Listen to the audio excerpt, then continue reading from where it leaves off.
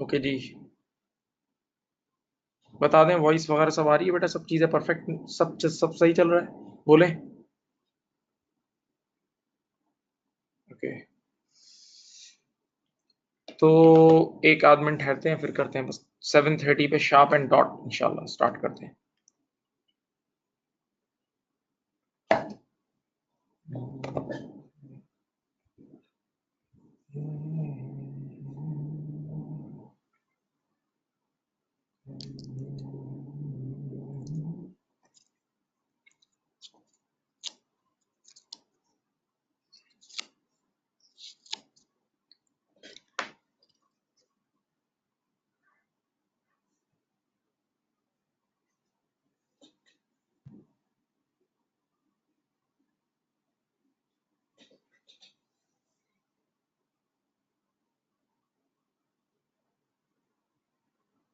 Okay, बिस्मिल्लाहिर्रहमानिर्रहीम।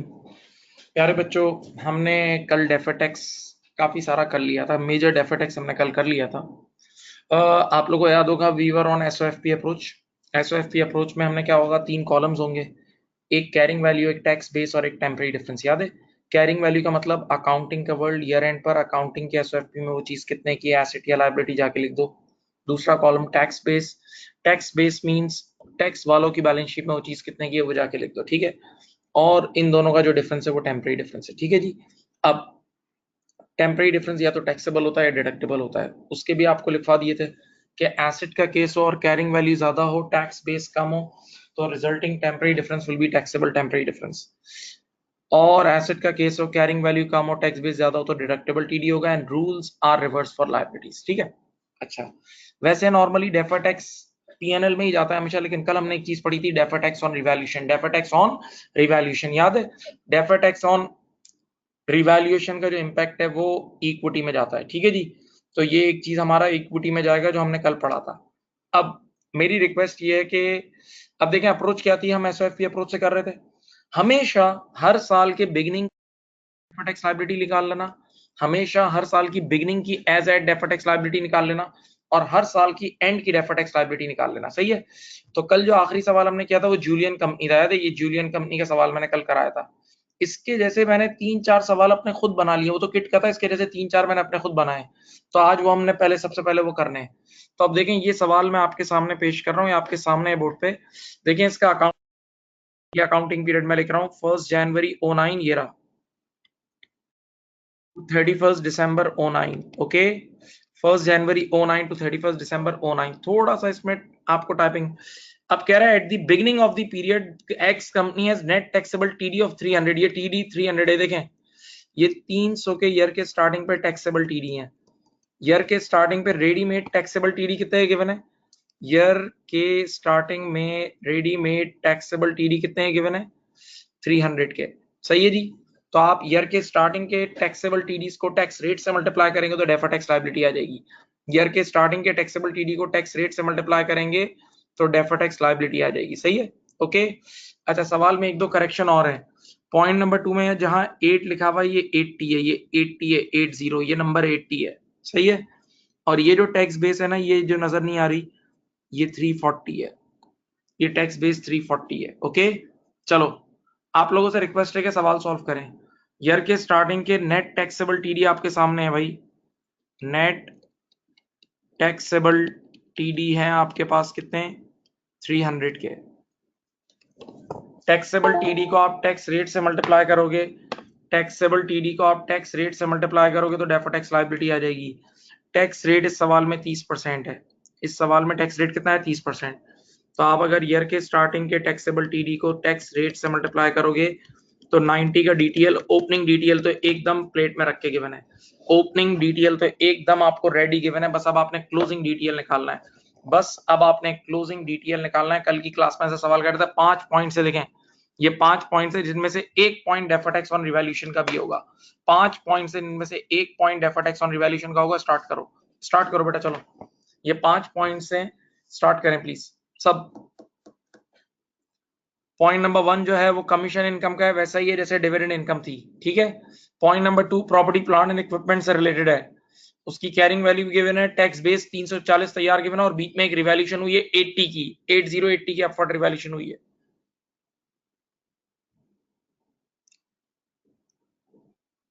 करो, कल वही सारी चीजें जो हमने कल पढ़ी थी, सारी चीजें इसमें वही है, रिवीजन है, कुछ भी नहीं है, ये वैसे ही सवाल है।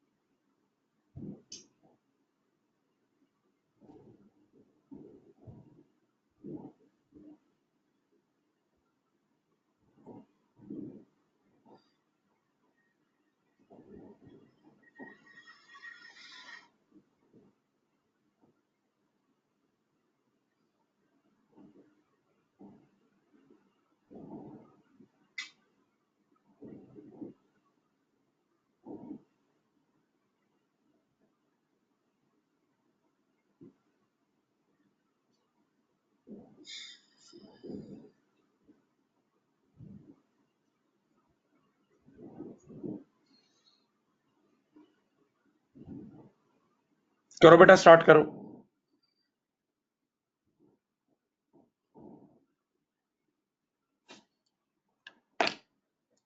कल की क्लास जैसा ही सवाल है, स्टार्ट करें प्लीज।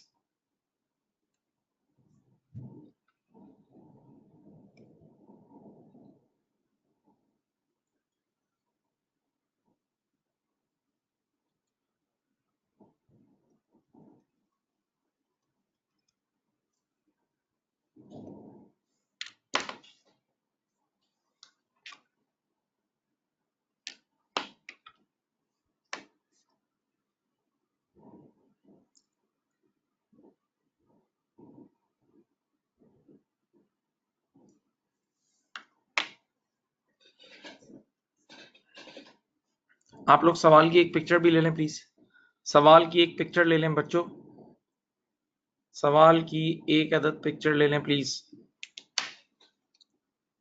सवाल की पिक ले लें क्योंकि मैं स्क्रीन मूव भी करूंगा शायद।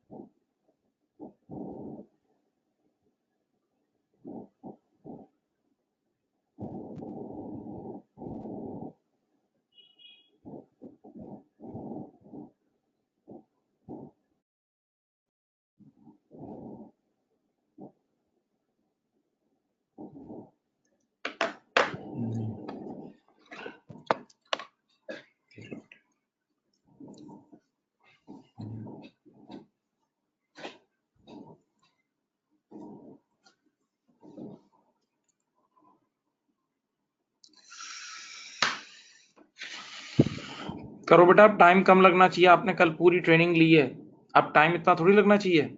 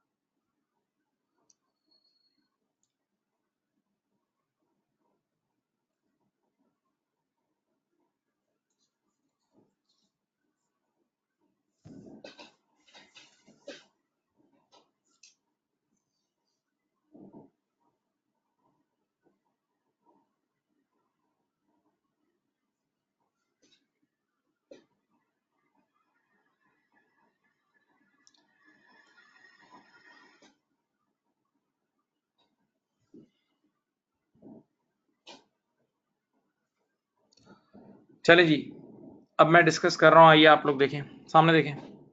आपके पास अकाउंटिंग पीरियड सबसे पहले रिक्वायरमेंट में देख के आइडेंटिफाई कर लो। अकाउंटिंग पीरियड 31 दिसंबर 09 है, तो स्टार्ट हुआ होगा 1 जनवरी 09 को। Very simple.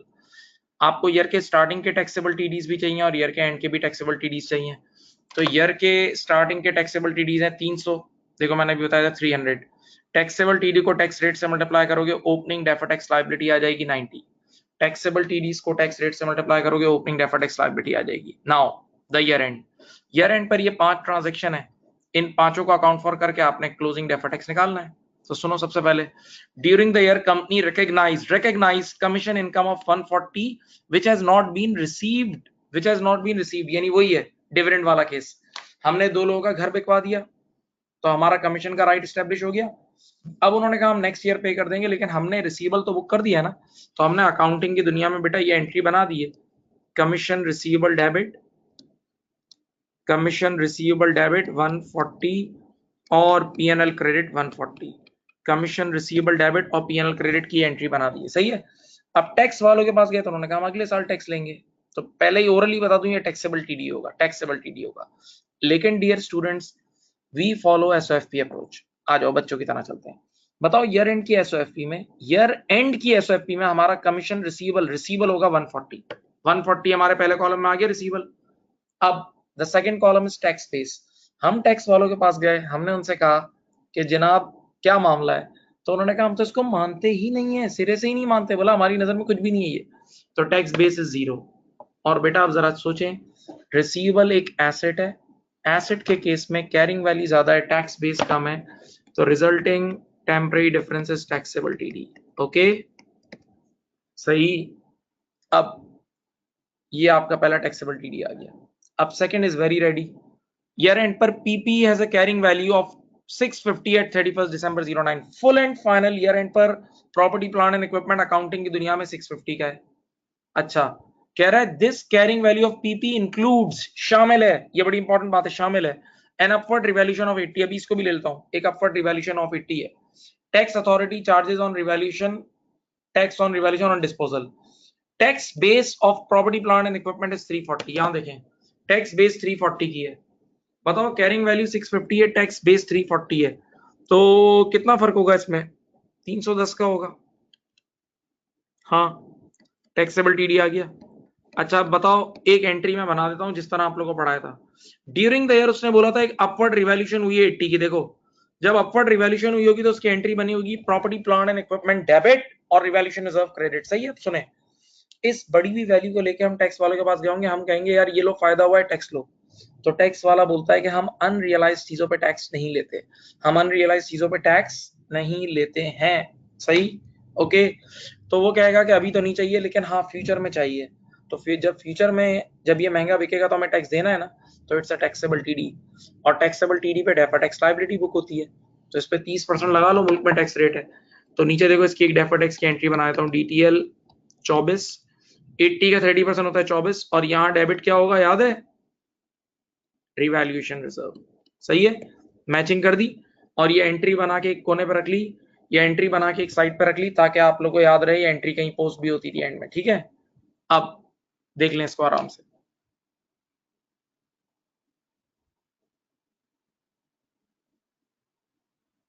अब सुने, इधर आए। अब याद रखना बेटा, ये जो 310 है ना, ये 310 का टैक्सेबल टीडी है ना, इसके अंदर 80 का taxable TD because of revaluation शामिल है। क्योंकि ऊपर क्वेश्चन में पढ़ लो, लिखा हुआ था कैरिंग वैल्यू, गारंटी की carrying value includes the effect of revaluation. तो 310 के अंदर 310 का जो टैक्सेबल टीडी आया अभी, उसके अंदर 80 का taxable TD because of revaluation शामिल है, शामिल। ओके, ये दो ट्रांजैक्शन हो गई। अब थर्ड ट्रांजैक्शन देखें। During there company recognise an environmental provision of 60, एक प्रोविजन बुक किया, PNL debit provision credit, tax authority allow this expense when it is actually paid. Very simple, हमने ड्यूरिंग देयर एक entry बनाई, देखो यहां बना रहा हूं, पीएनएल डेबिट 60 और प्रोविजन यानी लायबिलिटी क्रेडिट 60। ठीक है, हम टैक्स वालों के पास गए, हमने कहा प्लीज ये एक्सपेंस आज ही अलाउ कर दें, तो उन्होंने कहा आज अलाउ नहीं है, जब आने वाले कल में पे ऑफ करोगे तब हम अलाउ करेंगे। सही है, तो बेटा वंस अगेन ये डिडक्टेबल टीडी होगा, क्योंकि फ्यूचर में रिलीफ मिलेगा और टाइमिंग डिफरेंस भी है, लेकिन वी फॉलो एसओएफपी अप्रोच। अब बताओ, इसको अच्छी तरह देखो, आपने जो प्रोविजन के नाम की लायबिलिटी बुक की है, तो ईयर एंड पर ये लायबिलिटी आ रही होगी 60 की, ईयर एंड पर ये लायबिलिटी कितने की आ रही होगी, 60 की आ रही होगी। हाँ, अब बताएं, आपने अकाउंटिंग की बुक्स में 60 की लायबिलिटी लिख दी, अब आप टैक्स वालों के पास गए, आपने कहा यार आपकी नजर में क्या है, तो उसने कहा हम तो इसको मानते ही नहीं है यार, हम तो इसको कैश बेसिस पे मानते हैं, जब पे करोगे तब आना। तो टैक्स बेस इज जीरो। प्यारे बच्चों, प्रोविजन एक लायबिलिटी है, प्रोविजन एक लायबिलिटी है। लायबिलिटी के केस में when carrying value is high and tax base is low, तो the resulting temporary difference will be deductible temporary difference, deductible temporary difference, resulting temporary difference will be deductible temporary difference. Okay, सही। Development cost कल 2 या 3 बार आप लोगों को पढ़ाया था, फिर आ गया है, वही वही आया, बिल्कुल कॉपी पेस्ट। और development cost is like issue cost, आप लोगों को पढ़ाया था, वही इशू कॉस्ट जैसा ही। देखें, during there company started a development project and capitalised 80 in accordance with IS 38, IS 38 के थ्रू $80 कैपिटलाइज कर लिए। Tax authority allow full amount of 80 now. Very good बेटा, हमने आज डेवलपमेंट की, डेवलपमेंट कॉस्ट, हमने डेवलपमेंट कॉस्ट लगाई, और हमारा वो 6 कंडीशंस वाला पायरेट वाला क्राइटेरिया मीट हो गया, हमारा पायरेट वाला क्राइटेरिया मीट हो गया। तो अकाउंटिंग की दुनिया में हम डेवलपमेंट कॉस्ट को एसेट बुक करते हैं, तो एसेट डेबिट 80 और कैश क्रेडिट 80। तो अकाउंटिंग की दुनिया में डेवलपमेंट कॉस्ट एसेट बुक होती है, और ये फ्यूचर में एमोटाइज होगी। प्यारे बच्चों, ये फ्यूचर में एमोटाइज होगी, फ्यूचर में एमोटाइज होगी। तो अभी तो एमोटाइज नहीं हो रही ना। अब आप सोचें, तो जब ये एसेट 80 का और अभी बिल्कुल भी डेप्रिशिएट या एमोटाइज नहीं हुआ, तो ईयर एंड पर भी अकाउंटिंग की दुनिया में 80 का ही होगा। तो देखें, आपने पहले कॉलम में इसको 80 का लिख दिया। ठीक है, अब सुकून। टैक्स वालों की नजर में भी ये पेमेंट हुई है, टैक्स वालों की नजर में ये पेमेंट हुई, तो उन्होंने कहा हम भी इसको एसेट मानते हैं, हम भी मान रहे हैं, लेकिन हम इसकी पूरी की पूरी डेप्रिसिएशन अभी 1 सेकंड में अलाउ कर रहे हैं, 1 सेकंड में अभी अभी अलाउ कर रहे हैं। तो जरा उनकी बैलेंस शीट सोचो टैक्स वालों की, उन्होंने इस एसेट की पूरी 80 की 80 डेप्रिसिएशन अलाउ कर दी होगी, तो उनकी बुक्स में टैक्स की एनबीवी जीरो नहीं हो गई होगी, उनकी बुक्स में एनबीवी जीरो नहीं हो गई होगी, तो ये एनबीवी इज निल। तो अब बताओ, एसेट का केस है, कैरिंग वैल्यू ज्यादा है, टैक्स बेस कम है, तो 80 का टैक्सेबल टीडी आ जाएगा। ठीक है, सही, सही, सही, ये कल भी आया था ऐसा ही। अब आखिरी है इन्वेंटोरी, इन्वेंटोरी का केस आया है। During the year, during the year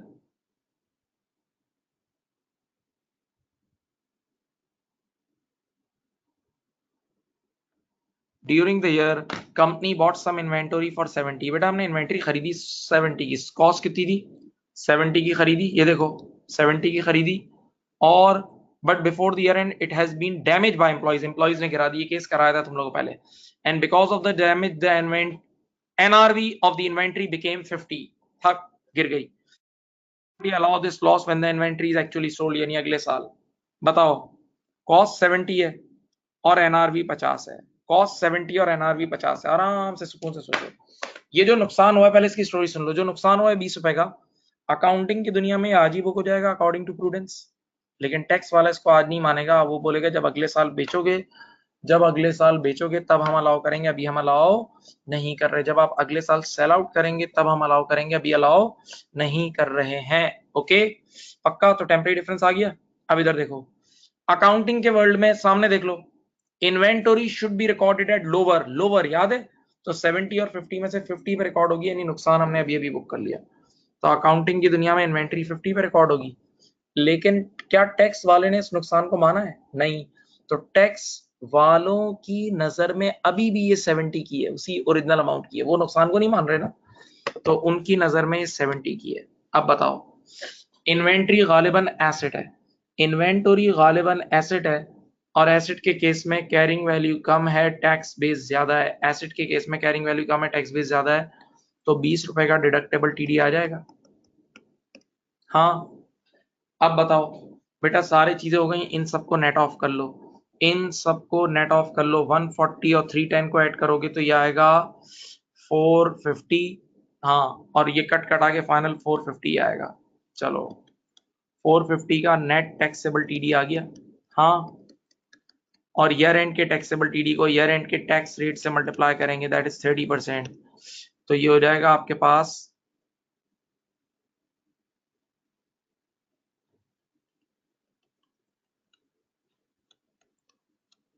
DTL, deferred tax liability, deferred tax liability आ जाएगी, डेफर्ड टैक्स लायबिलिटी आ जाएगी 135, 135 की डेफर्ड टैक्स, 135 की डेफर्ड टैक्स लायबिलिटी आ जाएगी। सही है। तो बेटा अब इस पिक्चर में देख लो, ओपनिंग डेफर्ड टैक्स लायबिलिटी भी गिवन है और क्लोजिंग भी गिवन है। इस पिक्चर को आराम से 1-2 मिनट, 1 मिनट देख लें बस। ओपनिंग डीटीएल भी गिवन है, क्लोजिंग भी गिवन है। अभी अकाउंट बनाऊंगा और काम हो जाएगा, अकाउंट बनाएंगे और इंशाल्लाह अल अजीज काम हो जाएगा। एक आध बच्चे ने सॉल्व करके मुझे पिक्चर सेंड कर दी, सही सॉल्व किया बिल्कुल।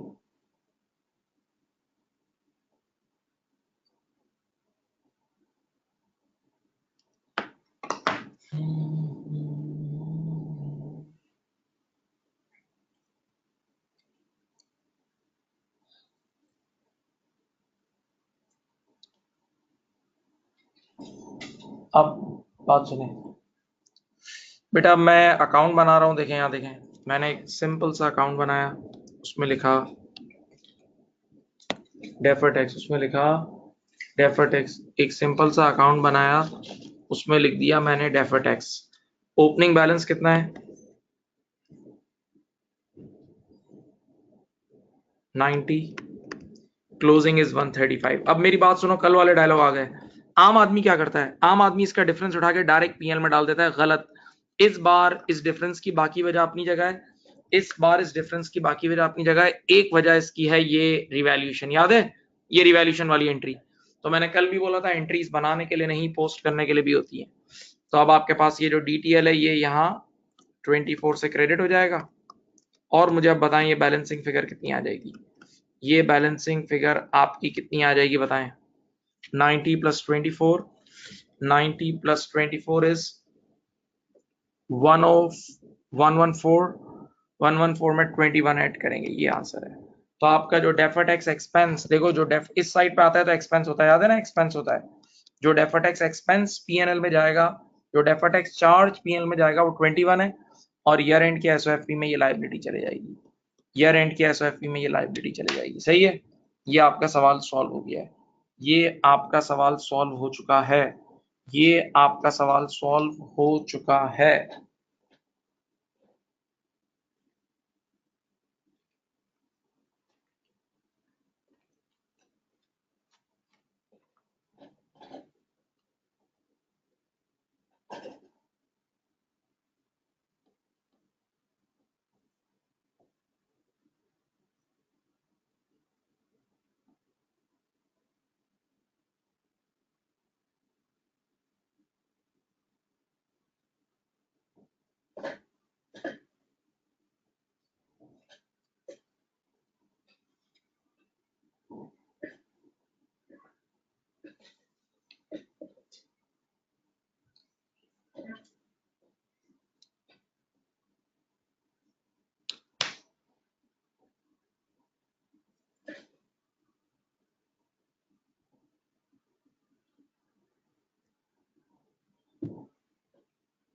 सही।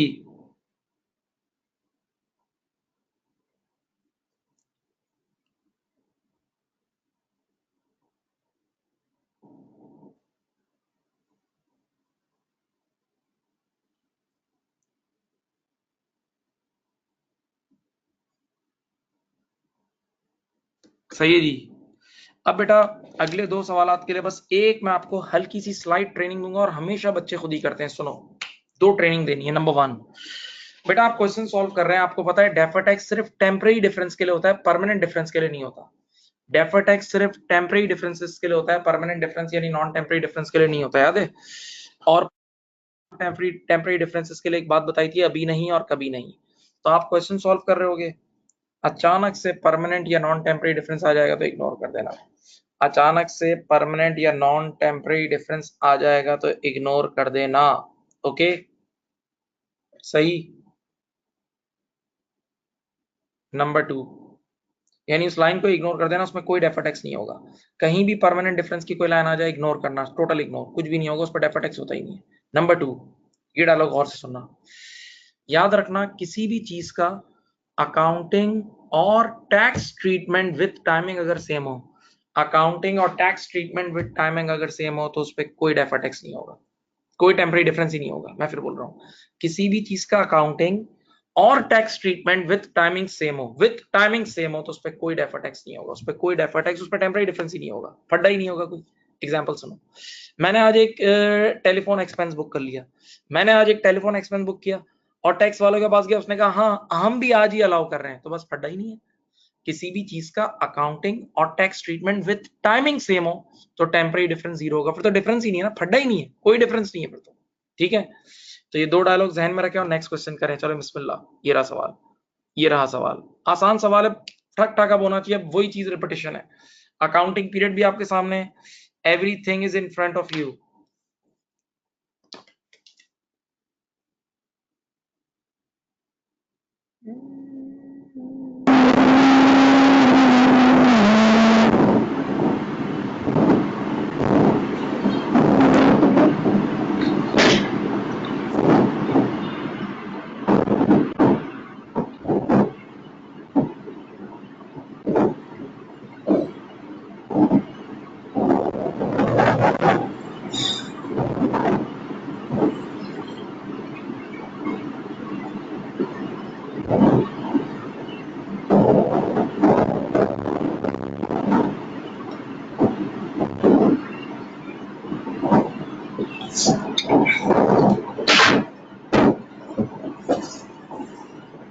करो बेटा स्टार्ट करो। ईयर की स्टार्टिंग की टैक्सेबल टीडी 50,000 है, सही है। डेवलपमेंट कॉस्ट 30,000 की कैपिटलाइज हुई, एडजस्टमेंट आपको आती है। अच्छा, इस साल रिवैल्यूएशन 20,000 की हुई है, रिवैल्यूएशन 20,000 की हुई है, देख लो। ये जो रिवैल्यूएशन है ये 20,000 की है, 20,000। चलो करके दो, ये सवाल इजीली होगा। ये फाइन्स हैं, फाइन्स।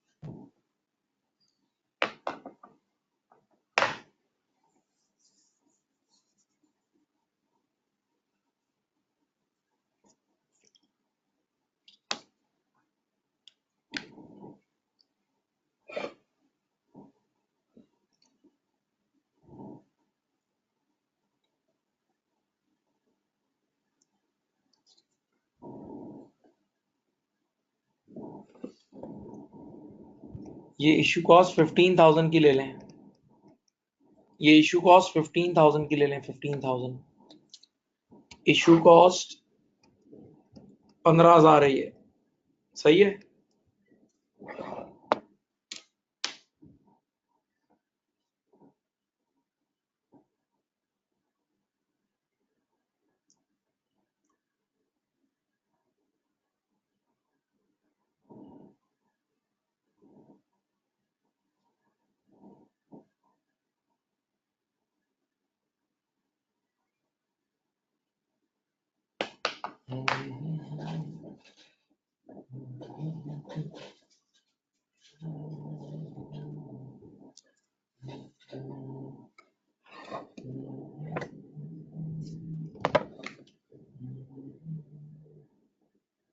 ईयर के स्टार्टिंग का टैक्सेबल टीडी 50,000 है, इसका ले लें आप, कितने परसेंट है टैक्स रेट?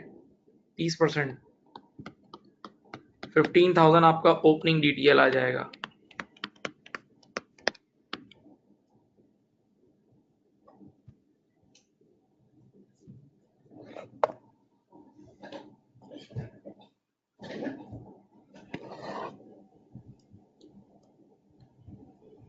चलो, अब क्लोजिंग निकालने के लिए आपने 3 कॉलम बना लिए, कैरिंग वैल्यू, टैक्स बेस और टीडी। वैसे ये बच्चे खुद करते हैं यार। पहला क्या है? डेवलपमेंट कॉस्ट वाला, सबको पता है डेवलपमेंट कॉस्ट अकाउंटिंग की दुनिया में एसेट है, कितने का? 30,000। टैक्स वाले ने 1 सेकंड में फुल अलाउ कर दिया होगा, तो फुल अलाउ करने का उसकी एनबीवी 0 हो गई होगी, तो ये 30,000 का टैक्सेबल टीडी आ गया, राइट। अब प्रॉपर्टी प्लांट एंड इक्विपमेंट क्या है? अकाउंटिंग के वर्ल्ड में है 90,000 का, टैक्स बेस कितना है? 60,000, तो 90 माइनस 60, 30,000 का ये होगा टैक्सेबल टीडी। ओके, हाँ। फाइन्स एंड पेनल्टीज, अच्छा एक मिनट, रिवैल्यूएशन 20,000 की हुई है, इसकी एक अलग से एंट्री बना देता हूं। Revaluation reserve debit 20,000, sorry, property plant and equipment debit 20,000 और रिवैल्यूएशन रिजर्व क्रेडिट 20,000।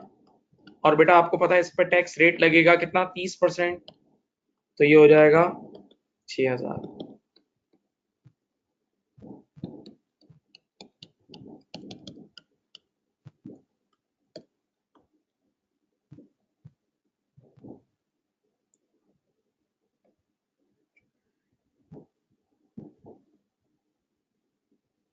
सही है जी।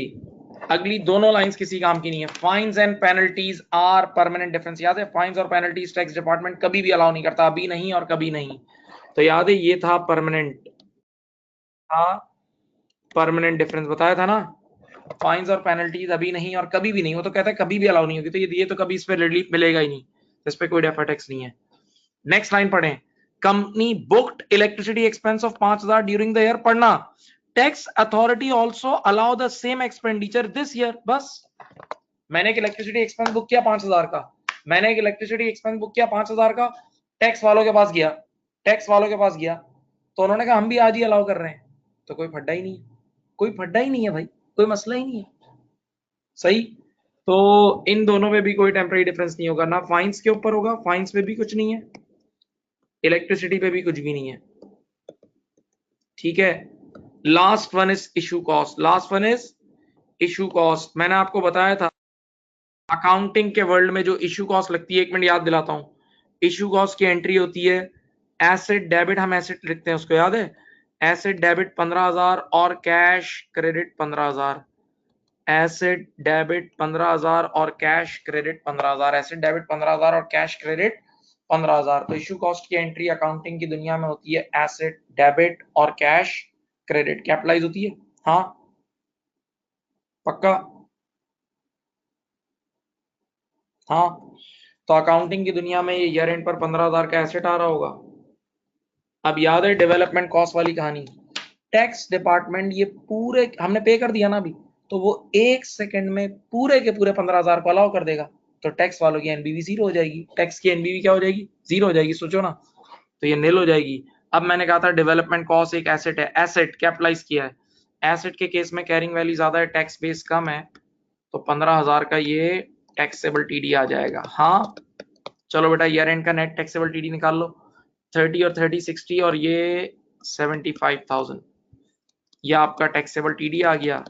इसको टैक्स रेट से मल्टीप्लाई करो 30%, 22,500 ये डीटीएल आया। हाँ सही, ये देख लें, ये क्लोजिंग डीटीएल है, ओपनिंग डीटीएल मैंने ऊपर निकलवाया था। देखें भाई, किसी का आंसर ये बना है, किसी का सोल्यूशन ये बना है, बोलो।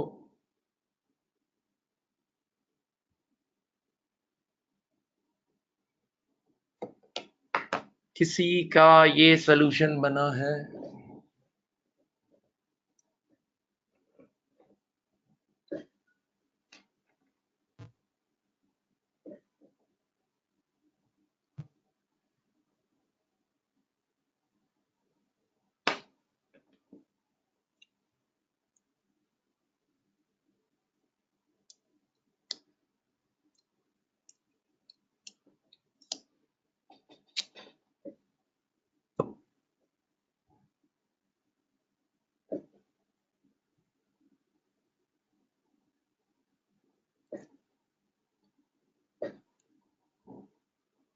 सही।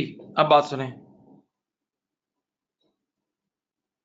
बेटा, ओपनिंग डीटीएल कितनी है 15 और क्लोजिंग इज 22,500। ये ले अकाउंट बनाए। ओपनिंग डीटीएल हम लिखेंगे, डेफेटेक्स का अकाउंट बनेगा। ओपनिंग डीटीएल होगी 15 और क्लोजिंग थी कितनी, 22,500। देखते रहें। अब बताओ इनके बीच में जो डिफरेंस है वो अपनी जगह, लेकिन पहले हम ये रिवैल्यूएशन रिजर्व भी पोस्ट करेंगे। यहाँ रिवैल्यूएशन रिजर्व वाला 6,000, तो ऑटोमेटिकली ये 15 और 6 21, 1500 का एक्सपेंस आ जाएगा। ये अगर कभी बैलेंसिंग फिगर इस साइड पे आएगी तो वो इनकम हो गया है, लेकिन इस बार ये एक्सपेंस है। ये एक्सपेंस है, इसको चार्ज भी बोलेंगे। ठीक है, किसी का आंसर बना ये? यहां तक बात समझ में आ रही है? बता दो बेटा, एक मैसेज कर दो, एक मैसेज कर दो, बात समझ में आ रही है? साथ साथ चल रहे हो?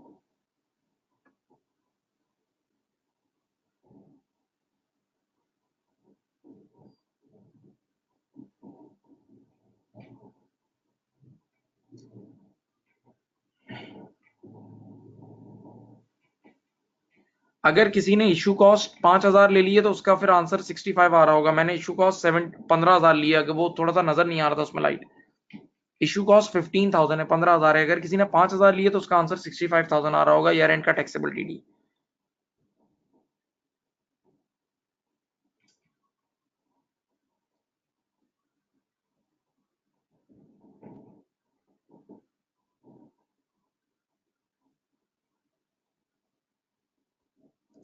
ठीक है जी।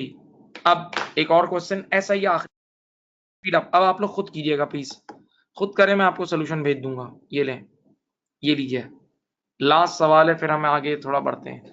अब आपके पास ईयर के स्टार्टिंग के टैक्सेबल टीडीज हैं 40,000। क्या है ये? 40 है।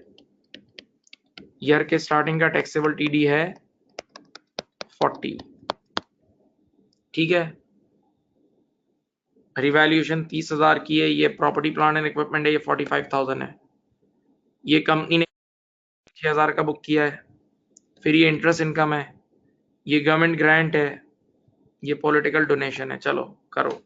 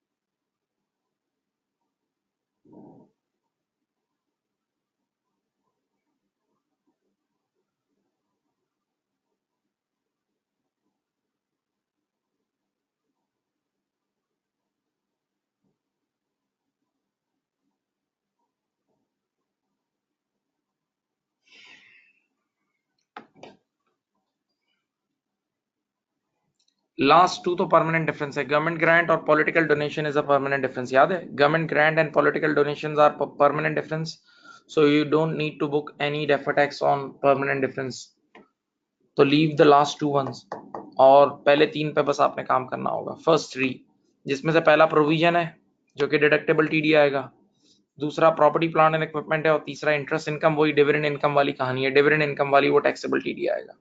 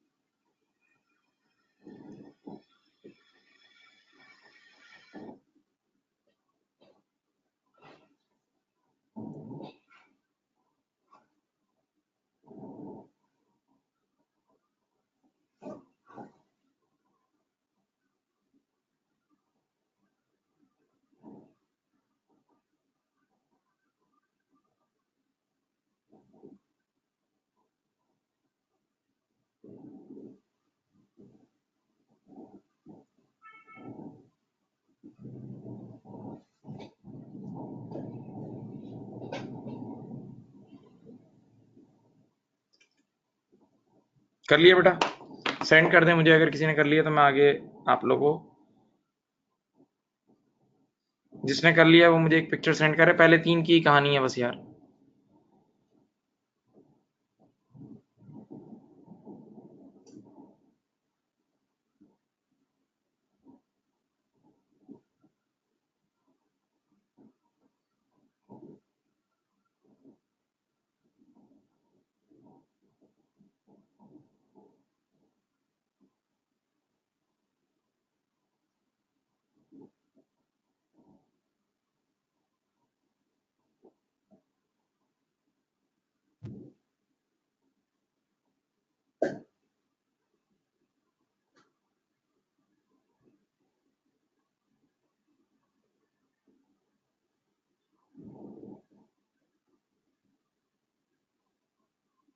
बेटा जी सेंड करें।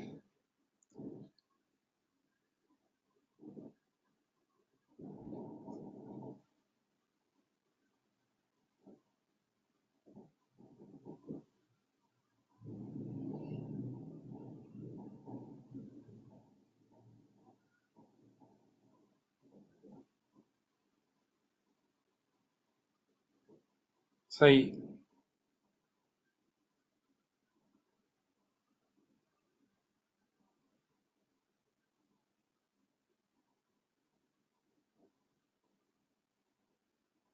मैं सोल्यूशन सेंड कर रहा हूं, देख लें। ओपनिंग आपके पास 40,000 का 30%, 12,000 का ओपनिंग डेफर टैक्स लायबिलिटी होगी।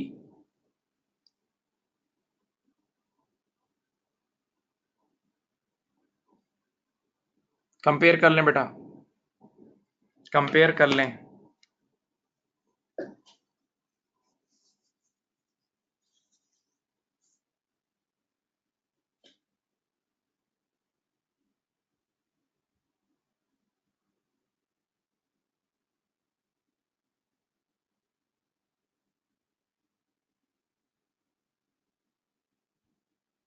इस बार डेफर टैक्स की इनकम आई है, इस बार डेफर टैक्स का जो पीएनएल आया वो डिफरेंट साइड पे आया है, तो that's your defer tax income.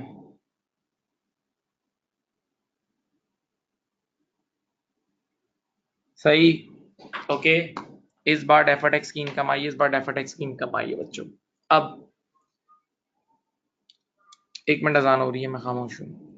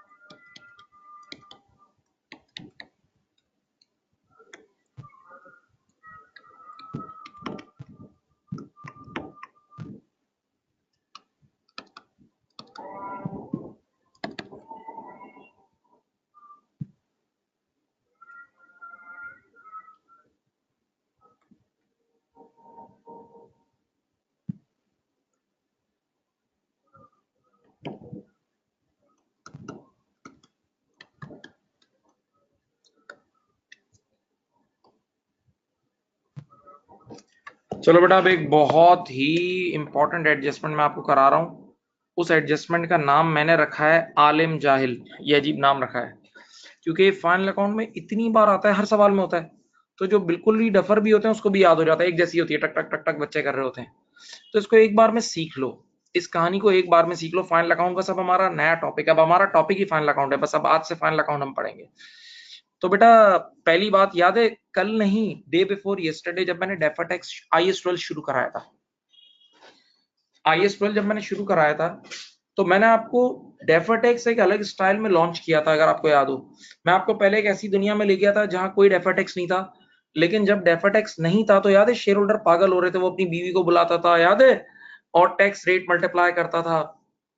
तो वो सब पागल जैसे हो गए थे और वो कंपनी में फाइनेंशियल स्टेटमेंट वापस भेजते थे। तो सिर्फ करंट टैक्स अगर इनकम स्टेटमेंट में होगा तो कोई सेटिस्फाई नहीं होगा और गलत होगा। तो आप करंट टैक्स की एंट्री के साथ जैसे ही डेफर टैक्स मिलाते थे, करंट टैक्स की एंट्री के साथ जैसे ही डेफर टैक्स मिलाते थे, तो सब काम सही हो जाता था। याद है? तो इसका मतलब अकाउंटिंग की जो इनकम स्टेटमेंट है, जो आपने बचपन में ही पढ़ी है, अकाउंटिंग की जो इनकम स्टेटमेंट है, sale less cost of sale, GP वगैरह, उसके अंदर जो पीबीटी के बाद, प्रॉफिट बिफोर टैक्स के बाद जो टैक्स एक्सपेंस बुक होता है, वो टोटल टैक्स होता है। अकाउंटिंग की इनकम स्टेटमेंट में जो टैक्स एक्सपेंस हम बुक करते हैं वो टोटल टैक्स एक्सपेंस होता है, वो टोटल टैक्स एक्सपेंस होता है। अकाउंटिंग की इनकम स्टेटमेंट में जो टैक्स एक्सपेंस हम बुक करते हैं, टोटल टैक्स। तो जहन बनाओ पहले, total tax means sum of two taxes, current tax plus defer tax, current tax plus defer tax, current tax plus defer tax. Current tax और डेफर टैक्स दोनों को मिलाएंगे तो टोटल टैक्स आएगा। तो अब मैंने एक डब्बा बनाया, देखो, ये टोटल टैक्स का। अब करंट टैक्स भी मैंने आपको पढ़ाया था, यहाँ F7 में भी पढ़ा है, F3 में भी पढ़ा हुआ है। याद है? एक मिनट पहले सुनो। कंपनी इस साल का करंट टैक्स पे करती है अगले साल। प्लीज जागे। कंपनी इस साल का करंट टैक्स पे करती है नेक्स्ट ईयर, इस साल का करंट टैक्स पे करती है नेक्स्ट ईयर। हाँ, लेकिन बुक तो अभी करती है ना। याद है? एक एंट्री नहीं बनती थी, P&L डेबिट और टैक्स पेबल क्रेडिट। तो सबसे पहली चीज जो इनकम स्टेटमेंट में जाएगी, देखो, करंट टैक्स की, वो आएगी एस्टिमेटेड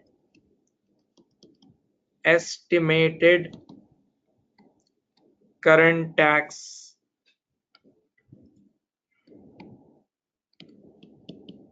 लायबिलिटी। याद है? इस साल का जो भी एस्टिमेटेड अमाउंट होगा वो P&L में जाएगा सबसे पहले। Estimated current tax, this current year का एस्टिमेटेड करंट टैक्स जो है ना, वो P&L में जाता था। नंबर 2, अब सोचो जरा, पिछले साल का टैक्स इस साल पे हो रहा होता था, पिछले साल का करंट टैक्स इस साल पे हो रहा था। तो जब पिछले साल का टैक्स इस साल पे होने जाता था, तो एक चीज याद है, under over provision. Under over provision होती थी, एक अंडर ओवर प्रोविजन। तो अगर अंडर प्रोविजन आता था तो हमारा एक्सपेंस होता था, तो वो ऐड हो जाता था। तो आप इसमें ऐड कर दीजिएगा, ऐड अंडर प्रोविजन, और अगर ओवर प्रोविजन हो तो वो लेस कर देना, लेस ओवर प्रोविजन। बस ये दोनों में से कोई एक होगा, या अंडर होगा या ओवर होगा, भूलना नहीं। बस ये है करंट टैक्स। इन तीनों को मिला, ये मैक्सिमम ये चीजें करंट टैक्स की हैं। वैसे तो या तो सवाल में अंडर होगा या ओवर होगा, इन दोनों के अलावा और कोई नहीं हो सकता, अंडर या ओवर है। सही है? तो बेटा, जो भी आपका करंट टैक्स का प्रोविजन है, करंट टैक्स का एस्टिमेशन है, वो एक्सपेंस है। और अंडर ओवर प्रोविजन में से अगर एक चीज होगी, अंडर प्रोविजन होगा तो एक्सपेंस होगा, ओवर प्रोविजन होगा तो इनकम होगा। अब रुके, ये जो अंडर या ओवर प्रोविजन होता है, ये ट्रायल बैलेंस में गिवन होता है। अंडर ओवर प्रोविजन आपको ट्रायल बैलेंस में गिवन होता है। अक्सर और बेशतर तो नाम लिखा हुआ होता है ट्रायल बैलेंस में, अंडर ओवर प्रोविजन। लेकिन अगर नाम नहीं लिखा होगा तो फिर आपको इसका नेचर गिवन होगा, फिर आपको इसकी साइड से पहचानना होगा। आप सबको पता है कि under provision by nature is an expense, under provision by nature is an expense. तो एक्सपेंस का नेचर डेबिट है। तो ये अंडर प्रोविजन जो है ना, ये ट्रायल बैलेंस में, ये टीबी में किस साइड पे होता है? Debit side, debit side. Okay, याद रखना इन नोट्स को। और ये जो ओवर प्रोविजन है, ये इनकम है, तो ये ट्रायल बैलेंस में क्रेडिट साइड पे होगा, क्रेडिट साइड। Okay, right. तो under over provision, under over provision, तवज्जो, अंडर ओवर प्रोविजन या तो नाम लिखे होंगे ट्रायल बैलेंस में, या अगर नाम नहीं लिखे होंगे तो बेटा इनको इतनी इनकी साइड से पहचान लेना। अंडर प्रोविजन एक एक्सपेंस है और ओवर प्रोविजन एक इनकम है। अंडर प्रोविजन एक एक्सपेंस है, ओवर प्रोविजन एक इनकम है, ओवर प्रोविजन एक इनकम है। ओके, सही, राइट।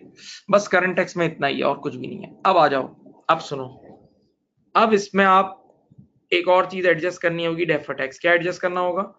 डेफर टैक्स आपको एडजस्ट करना होगा, डेफर टैक्स। अब डेफर टैक्स कैसे एडजस्ट करेंगे? इतनी मेहनत की, अब डेफर टैक्स तो तुम्हें याद हो जाना चाहिए। इधर देखो, डेफर टैक्स के लिए आप एक अदद अकाउंट बनाओगे, ये देखो, आप डेफर्ड टैक्स का एक अदद अकाउंट बनाओगे। याद रखना डेफर्ड टैक्स हम लोग एसओएफपी अप्रोच से पढ़ते हैं, हम लोग एसओएफपी अप्रोच से पढ़ते हैं, सही है। तो आपके पास ओपनिंग डेफर्ड टैक्स लायबिलिटी होनी चाहिए और क्लोजिंग, बस जिस तरह भी कर रहे थे। तो अज्यूमिंग क्या, बल्कि हमेशा आपको opening deferred tax liability trial balance में रेडीमेड गिवन होगी।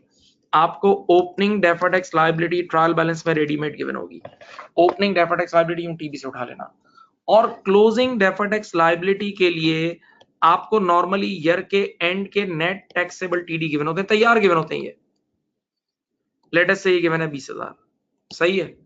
क्लोजिंग डेफर्ड टैक्स लायबिलिटी कभी कभार तो तैयार ही डेफर्ड टैक्स लायबिलिटी तैयार गिवन होती है, नहीं गिवन होगी तो आपको टैक्सेबल टीडी गिवन होंगे। आप क्या करना, उन ईयर एंड के कान खोले, आप लोगों ने पढ़ा है अभी उन ईयर एंड के टैक्सेबल टीडी को टैक्स रेट लेटेस्ट से 30% है, उससे मल्टीप्लाई करना, तो आपके पास ये क्लोजिंग डेफर्ड टैक्स लायबिलिटी आ जाएगी, सही है। अब अगर ये इंक्रीज हो रहा होगा तो ये एक्सपेंस हो रहा होगा, और अगर ये डिक्रीज हो रही होगी तो ये इनकम हो रही होगी, ओके सही। अब जो भी मूवमेंट है या तो एक्सपेंस होगा या इनकम। अब देखो इधर आओ, अगर वो एक्सपेंस होगा, सब देखें यहाँ, तो यहाँ आके ऐड कर देना, देखो ऐड डेफर्ड टैक्स चार्ज होगा तो ऐड कर देना, और अगर क्रेडिट होगा तो लेस कर देना, less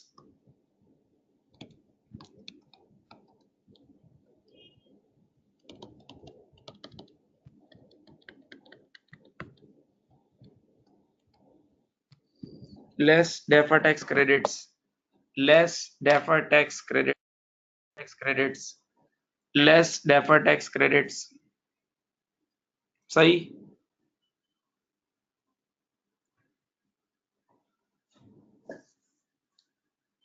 less deferred tax credit, सही है। अब आप इन सब, ये दोनों में से कोई एक होगा, आप इन सबको नेट करना तो ये आपके पास टोटल टैक्स एक्सपेंस आ जाएगा। जब आप इन सबको नेट करोगे तो ये नीचे डब्बे में टोटल टैक्स एक्सपेंस आ जाएगा, टोटल टैक्स का डब्बा आ जाएगा, टोटल टैक्स का डब्बा आ जाएगा, टोटल टैक्स का डब्बा आ जाएगा।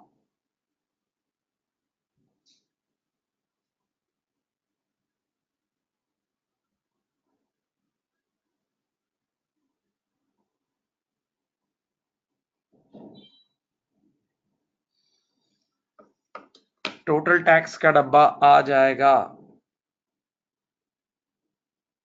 सही सही। अब सुनो, फाइनल अकाउंट में ये डायलॉग बड़ा अहम होगा, ये बहुत बड़ा।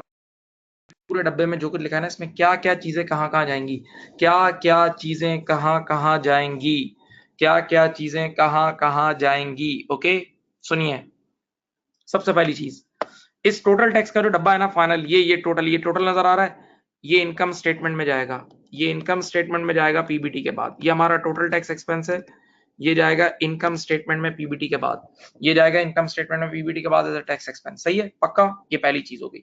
दूसरी चीज, ये पहली चीज है, देखो टोटल टैक्स का जो डब्बा फाइनल है ना नीचे, ये इनकम स्टेटमेंट में चला जाएगा एज अ टैक्स एक्सपेंस, खत्म पीबीटी के बाद।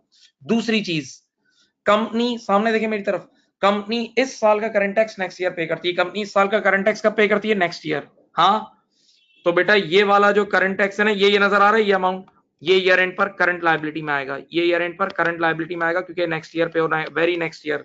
ये 12 महीने के अंदर अंदर पे होना है, ये 12 महीने के अंदर अंदर पे होना है। कंपनी इस साल का करंट टैक्स नेक्स्ट ईयर पे करती है, तो ये करंट टैक्स जो एस्टिमेटेड करंट टैक्स लायबिलिटी है, ये करंट लायबिलिटी में जाएगी, क्योंकि ये 12 महीने के अंदर पे होने की, सही है। दो चीजें।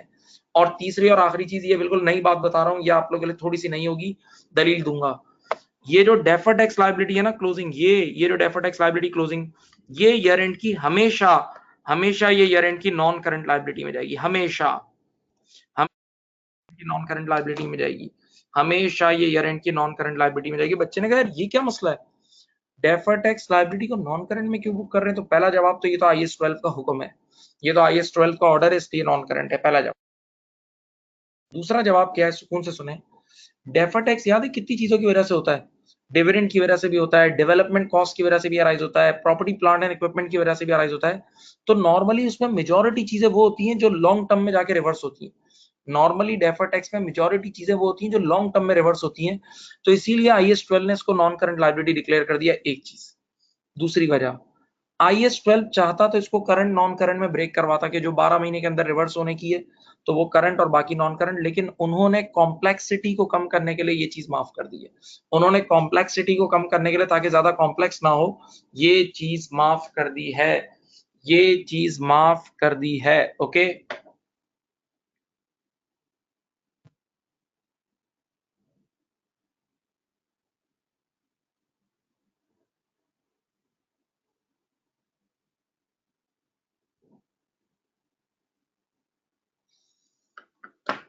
हाँ।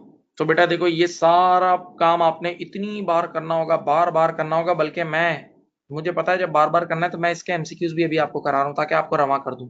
इसी काम के, इसी अमल के एमसीक्यू भी आपको करा रहा हूँ, देख लो।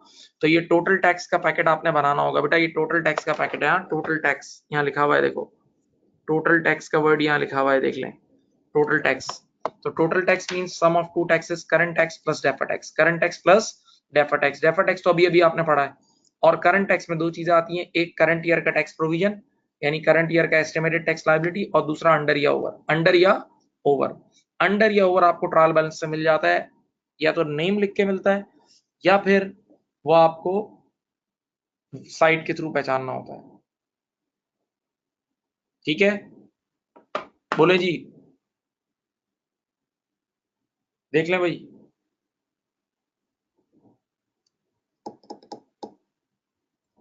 मैं यहाँ रुकूंगा एक आध मिनट, आप देखें।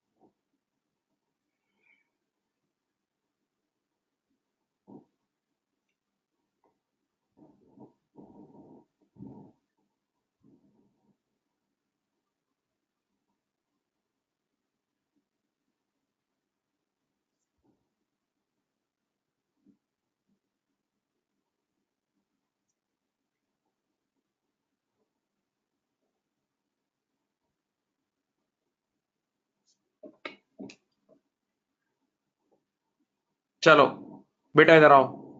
अब मैं आप लोगों को कितना टाइम दे रहा हूं। पहला सवाल तो प्योर करंट टैक्स का है, बिल्कुल F3 जैसा। ये 3 एमसीक्यूज हैं, ये देखें आपके सामने, बल्कि एक एक करके करो ना। चलो पहले ये करो 115, पहले ये करो 115। चलें स्टार्ट करें।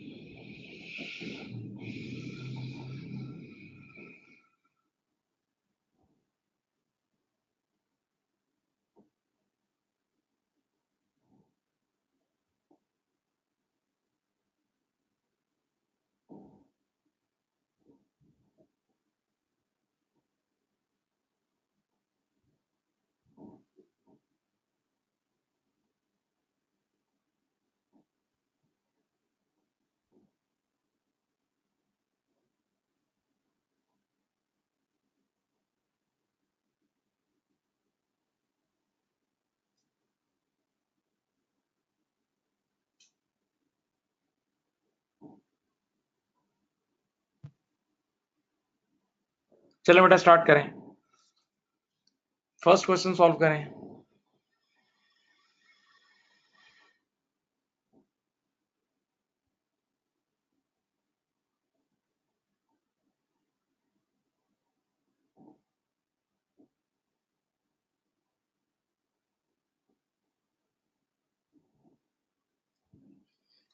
क्या क्या चीजें इसमें, सबसे पहले income tax payable for the year. मैं पैकेट बना रहा हूं, देखो ये, देखो ये बॉक्स बनाया। Income tax payable for the year, ये आपका है current tax, current tax provision याद है। Current tax estimated current tax कितना है, 60,000, ये एक पहला एक्सपेंस है। ओके, अब बताओ ओवर प्रोविजन है या अंडर। ओवर है, लेस हो जाएगा, ये इनकम होती है कितना, 4500 की इनकम आ गई, ये दोनों मिला के करंट टैक्स खत्म। अब बताओ डेफर टैक्स का ओपनिंग बैलेंस कितना है, 2600, क्लोजिंग 32 है। डेफर टैक्स क्या हो रहा है, इंक्रीज हो रहा है, इंक्रीज हो रहा है, याद है। तो इंक्रीज, ये आपके पास 600 रुपए का एक्सपेंस आ जाएगा। Add defer tax expense, defer tax expense कितना, 600। चलो बताओ फाइनल आंसर कितना आया? 60 माइनस 45 होता है 55 500 प्लस 600 56 100। ये आंसर है डी। Answer is D. ठीक है, आंसर इज डी। और एक एक्स्ट्रा बात बता दूं, ये जो 60,000 है ये ईयर एंड की करंट लायबिलिटी में भी जाएगा। चलो, किसी से हुआ?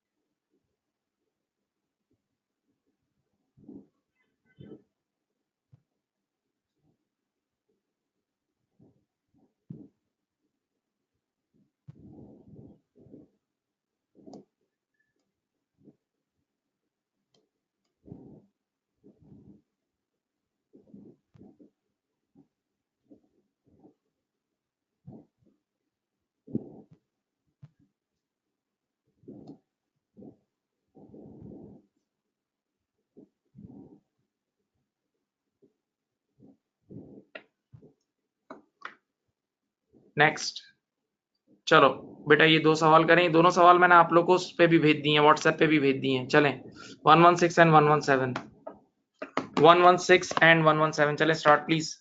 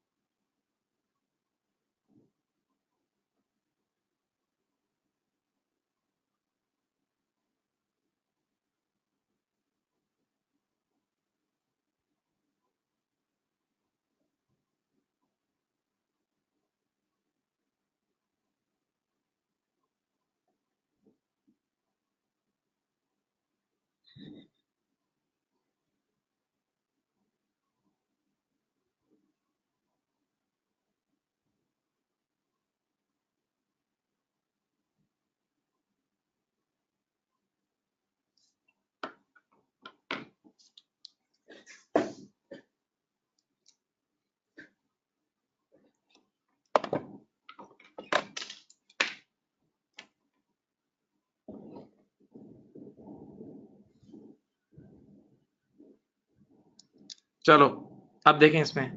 The following has been extracted from the accounting records of Clara company. Estimated income tax for the year ended 30th September X0 75,000।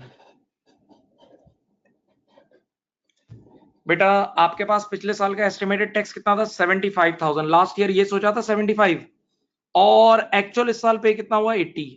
Last year 75 सोचा था, इस साल एक्चुअल पे हुआ 80। इसका मतलब ये अंडर प्रोविजन हुआ। अंडर प्रोविजन हुआ कितने का? 5,000 का ये अंडर प्रोविजन हुआ। सही है। अच्छा, फिर इस साल का अपना टैक्स कितना? 83। अब जरा सुने, इनकम स्टेटमेंट में क्या क्या जाएगा इधर देखो। मैं 30th September X1 की इनकम स्टेटमेंट बना रहा हूं। 30th September X1 की इनकम स्टेटमेंट बना रहा हूं। इधर देखें, मैंने सबसे पहले करंट टैक्स कितना है इसका? 83,000। ये एक एक्सपेंस है। और प्यारे बच्चों, पिछले साल का एक अंडर प्रोविजन भी तो आया है, तो अंडर प्रोविजन भी हमारा एक्सपेंस होता है। तो 5,000 का अंडर प्रोविजन। 83 और 5 कितना आया? 88। सही है। तो आपका जो expense for the year statement of profit and loss में जाएगा वो 88 आएगा। लेकिन स्ट्रिक्टली आपको कितनी बार बोल रहा है कि ईयर एंड पर जो लायबिलिटी आती है वो ऑलवेज करंट टैक्स की आती है। ईयर एंड पर जो लायबिलिटी आती है वो ऑलवेज करंट टैक्स की ही आती है। 83,000, 83,000। ओके, सही, ऐसा ही है। करंट टैक्स की जो लायबिलिटी है वो 83,000 की आएगी, जो हमारा अनपेड करंट टैक्स होगा। अंडर ओवर प्रोविजन तो पे हो जाता है ना, अंडर ओवर प्रोविजन।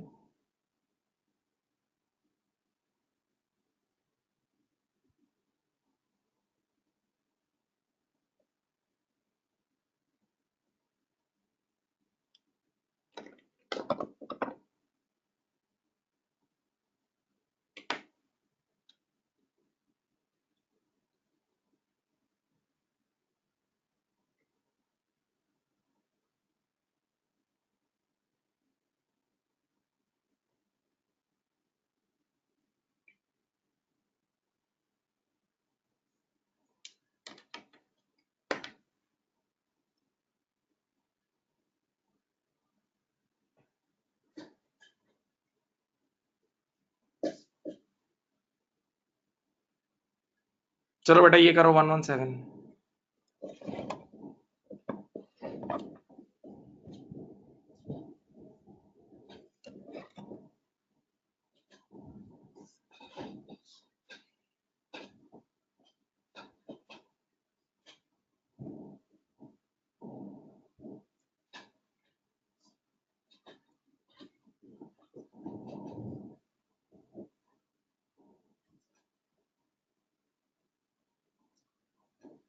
बेटा करें ये।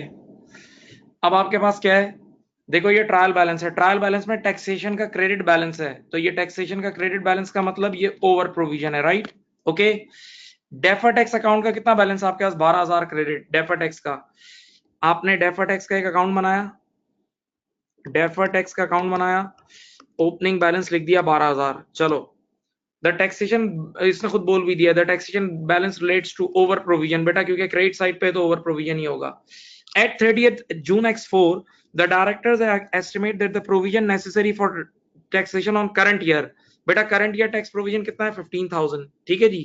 चलो टोटल टैक्स का पैकेट बनाते हैं, टोटल टैक्स का पैकेट बनाते हैं, टोटल टैक्स का पैकेट बनाते हैं। सही है जी। तो आपने यहां लिखा करंट टैक्स प्रोविजन कितना है भाई, करंट टैक्स कितना है, 15,000।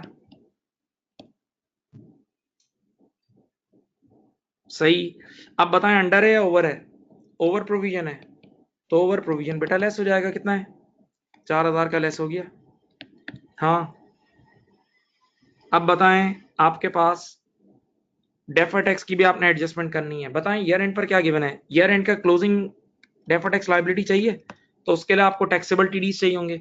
The carrying amount of Hudson's non current asset exceeds that tax written down value, यानी ईयर एंड पर इनके नॉन करंट एसेट की कैरिंग वैल्यू ज्यादा है, टैक्स बेस कम है, कैरिंग वैल्यू ज्यादा है, टैक्स बेस कम है, तो ये 30,000 का जो है ना बेटा, ये टैक्सेबल टीडी है। ये 30,000 का क्या है, ये 30,000 का आपके पास टैक्सेबल टीडी है। सही है। टैक्सेबल टीडी को टैक्स रेट से मल्टीप्लाई करते हैं तो डेफर टैक्स लायबिलिटी आ जाएगी, टैक्सेबल टीडी को टैक्स रेट से मल्टीप्लाई करते हैं तो 9,000 की डीटीएल आ जाएगी। पक्का। हाँ बेटा क्लोजिंग 9,000 की डीटीएल आ गई। अब आप मुझे बताएं ओपनिंग डीटीएल 12,000 है, ओपनिंग डेफर टैक्स की लायबिलिटी 12,000 है, क्लोजिंग 9,000 है, बताएं डेफर टैक्स बढ़ रहा है या कम हो रहा है, डेफर टैक्स कम हो रहा है 3,000 से, डेफर टैक्स क्रेडिट्स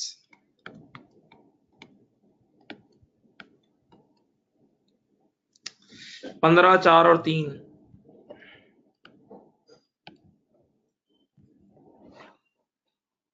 8,000 का आपके पास फाइनल एक्सपेंस आ गया, सी इज द आंसर। 15 -4 -3 8,000 का आपके पास फाइनल एक्सपेंस आ गया। ये वही काम है जो मैंने अभी आपको सिखाया था, वही काम है ये। किसी से हुआ था?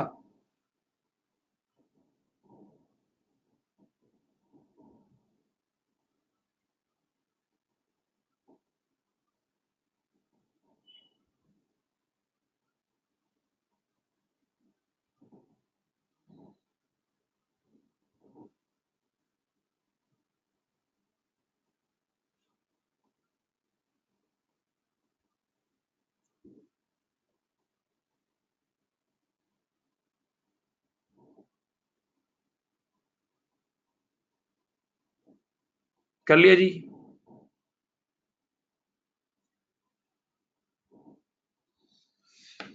ओके बेटा ये चीजें आप लोगों से हो गई थी, बताएं, बताएं जी।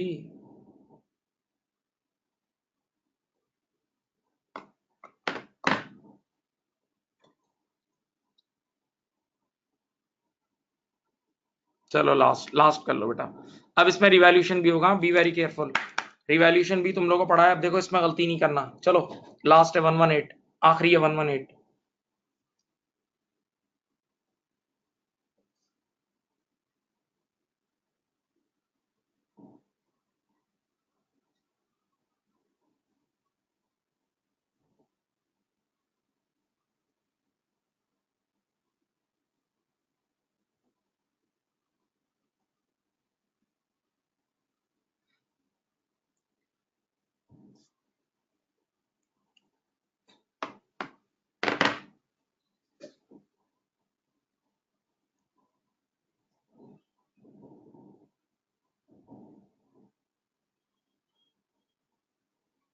करो बेटा करो।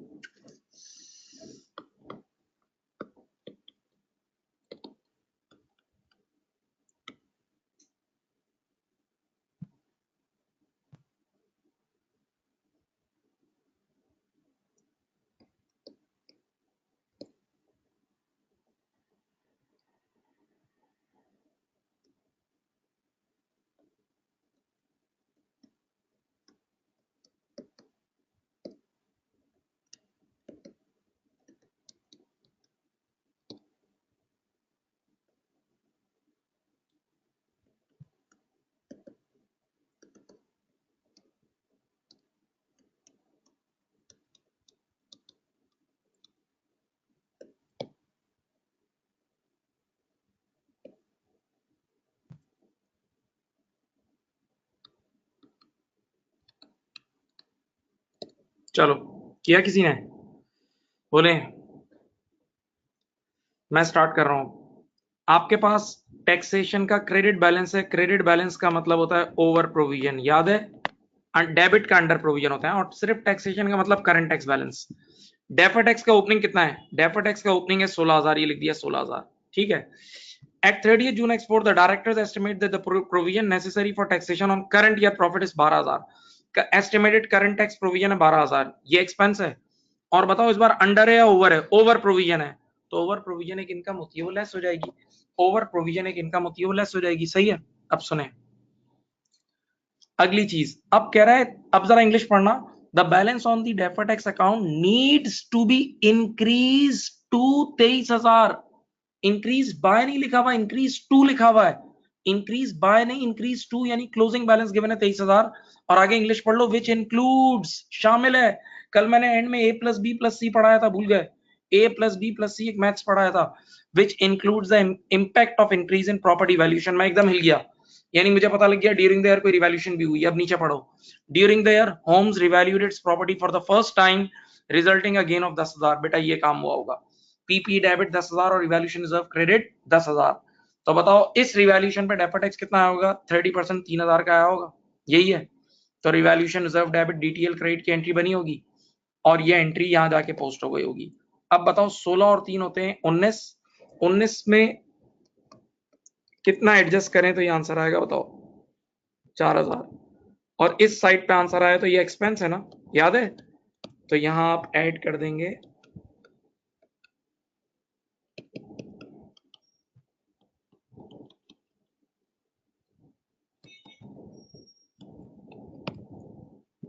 12 और 4 16 माइनस 7।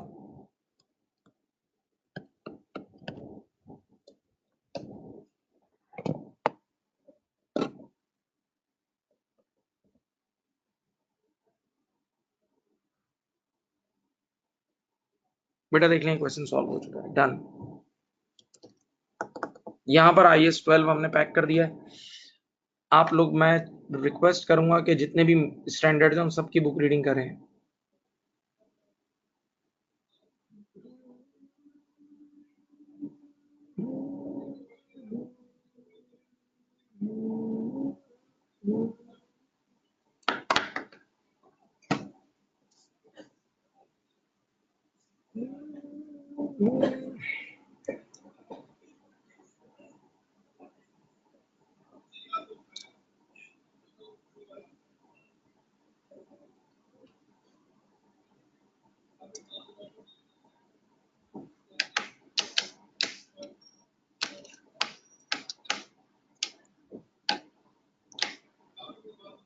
सही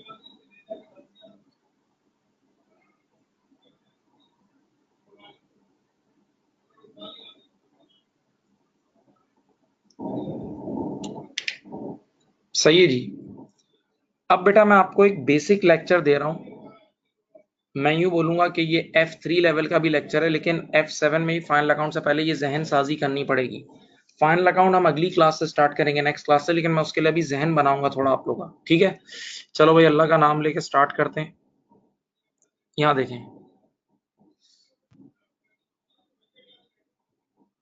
सुनिए बेटा जी, ये कुछ फॉर्मेट्स आपके सामने हैं, ये कुछ फॉर्मेट्स आपके सामने, ये देखें। सबसे पहला फॉर्मेट आपके सामने ये नजर आ रहा है।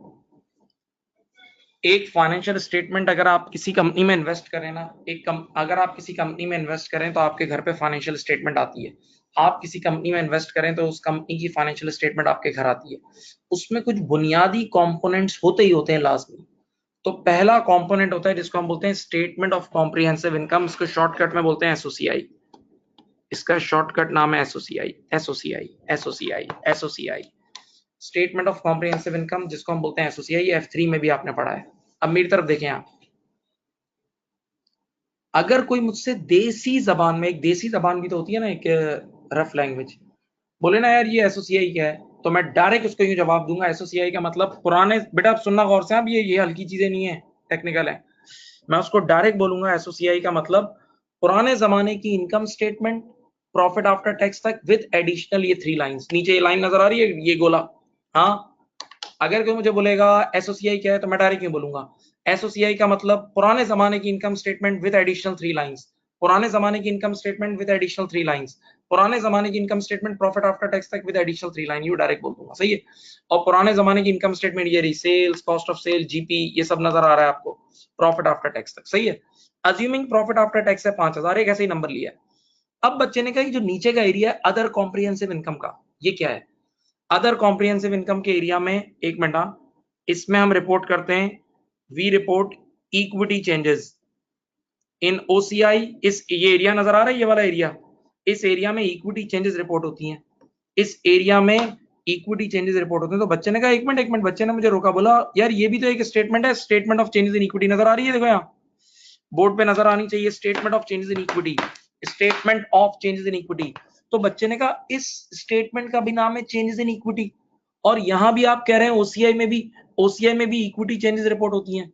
रिपीट सर, वो स्टेटमेंट जो साइट पे बनी हुई है, जो दूसरी स्टेटमेंट है जिसका नाम है statement of changes in equity, उसमें भी चेंजेस इन इक्विटी और यहां भी चेंजेस इन इक्विटी, सर फर्क क्या है। ओसीआई के इलाके में, ओसीआई के इलाका है, मैं इलाका बोलता हूँ, ओसीआई के एरिया में भी चेंजेस इन इक्विटी और वहां भी चेंजेस इन इक्विटी। हाँ, बस एक फर्क है, फर्क सुनो। ओसीआई के एरिया में, जो नीचे का ओसीआई का एरिया ना, इसमें इक्विटी का वो चेंज रिपोर्ट होता है जिसमें खुद शेयर होल्डर इन्वॉल्व नहीं होते। ओसीआई के एरिया में इक्विटी का वो चेंज रिपोर्ट होता है जिसमें खुद शेयर होल्डर इन्वॉल्व नहीं होता, शेयर होल्डर इन्वॉल्व नहीं होते। यानी इसका मतलब ये हुआ कि अगर किसी इक्विटी चेंज में शेयर होल्डर इन्वॉल्व है तो वो डायरेक्ट सोशी में जाएगा, वो direct statement of changes in equity, statement of changes in equity को प्यार से बोलते हैं सोशी, SOCIE, SOCIE, सोशी। बेटा मैं फिर बोलता हूं, अगर किसी इक्विटी की, ओसीआई के अंदर, ये जो ओसीआई का एरिया ना, इसमें इक्विटी के वो चेंजेस जाते हैं जिसमें शेयर होल्डर इन्वॉल्व नहीं होता। हाँ जी। तो इसका मतलब अगर किसी अगर किसी इक्विटी चेंज में कुछ शेयर होल्डर इन्वॉल्व है तो डायरेक्ट हो जाएगा सोशी में। मिसाल सुनो, इधर देखो, कंपनी ने राइट इशू किया, राइट इशू अब आपको पता होना चाहिए, आप लोगों ने बचपन में F3 भी पढ़ा है। कंपनी ने राइट इशू किया, तो राइट इशू हमेशा शेयर होल्डर को करते हैं ना, एग्जिस्टिंग शेयर होल्डर को। तो राइट इशू भी इक्विटी का चेंज है, लेकिन वो डायरेक्ट सोशी में जाएगा क्योंकि उसमें शेयर होल्डर इन्वॉल्व है। राइट इशू इक्विटी का वो चेंज है जिसमें शेयर होल्डर इन्वॉल्व है, वो डायरेक्ट सोशी में जाएगा, सही है। सेकंड, बोनस इशू भी डायरेक्ट शेयर होल्डर को करते हैं, तो ये भी इक्विटी का वो चेंज है जिसमें शेयर होल्डर इन्वॉल्व है, तो ये भी डायरेक्ट सोशी में जाएगा। अच्छा, ordinary dividends paid, ordinary dividend से भी इक्विटी चेंज होती है, वो रिटेन अर्निंग में से पे होते हैं, तो ऑर्डिनरी डिविडेंड भी शेयर होल्डर को पे कर रहे हैं ना, तो ये भी इक्विटी का वो चेंज है जिसमें शेयर होल्डर इन्वॉल्व है। तो बच्चे ने कहा फिर सुनो, याद है रिवैल्यूएशन आपने पढ़ी थी IAS 16 में। तो रिवैल्यूएशन इक्विटी का वो चेंज है जिसमें शेयर होल्डर इन्वॉल्व नहीं है, वो अकाउंटेंट्स कर रहे होते हैं और वो डायरेक्टर्स कर रहे होते हैं। तो रिवैल्यूएशन इक्विटी का वो चेंज है जिसमें खुद शेयर होल्डर इन्वॉल्व नहीं है। हाँ सही। तो बेटा अब अगर कोई मुझसे पूछेगा कि ये एसओसीआई क्या है, पहली स्टेटमेंट का नाम है एसओसीआई, पहले इसके लिए जहन बनाओ। तो एसओसीआई का मतलब पुराने जमाने की income statement profit after tax तक with additional few lines, with additional 3 lines. और इस एडिशनल 3 लाइंस में आते हैं रिवैल्यूएशन गेन्स और लॉसेस, क्योंकि इसमें इक्विटी का वो चेंज रिपोर्ट होता है जिसमें शेयर होल्डर नहीं है, जिसमें शेयर होल्डर इन्वॉल्व नहीं है, जिसमें शेयर होल्डर इन्वॉल्व नहीं है। ओके। और ये नॉर्मली रिवैल्यूएशन होती है आईएस 16 वाली है इस तरह की। ठीक है। तो अब मैंने अपनी मिसाल में ये लिया है कि हमारे पास रिवैल्यूएशन गेन हुआ है 3000 का। मेरी जो एग्जांपल है उसमें मैंने रिवैल्यूएशन गेन कितने का लिया है? 3000 का। तो अब बताओ प्रॉफिट 5000 का है और रिवैल्यूएशन गेन 3000 का है। 5 और 3 इन दोनों को ऐड करेंगे तो टोटल कॉम्प्रिहेंसिव इनकम कितनी आई? 8000। 5000 का प्रॉफिट है और 3000 की ओसीआई है। 5000 का प्रॉफिट है, 3000 की ओसीआई है, तो टोटल कॉम्प्रिहेंसिव इनकम कितना आया? 8000 का आया। टोटल कॉम्प्रिहेंसिव इनकम 8000 का आया है। सही। इसका मतलब एक और जहन बनाओ, टोटल कॉम्प्रिहेंसिव इनकम के अंदर भी दो चीजें शामिल है, एक प्रॉफिट और एक रिवैल्यूएशन। एक प्रॉफिट और एक रिवैल्यूएशन, एक प्रॉफिट और एक रिवैल्यूएशन। सही है। तो ये आपकी पहली स्टेटमेंट मैंने आपको बता दी, statement of comprehensive income. Shortcut में इसका मतलब पुराने जमाने की इनकम स्टेटमेंट पैड तक with additional few lines, with additional few lines. Okay. अब अगली स्टेटमेंट बनती है जिसको हम बोलते हैं SOCIE, statement of change in equity.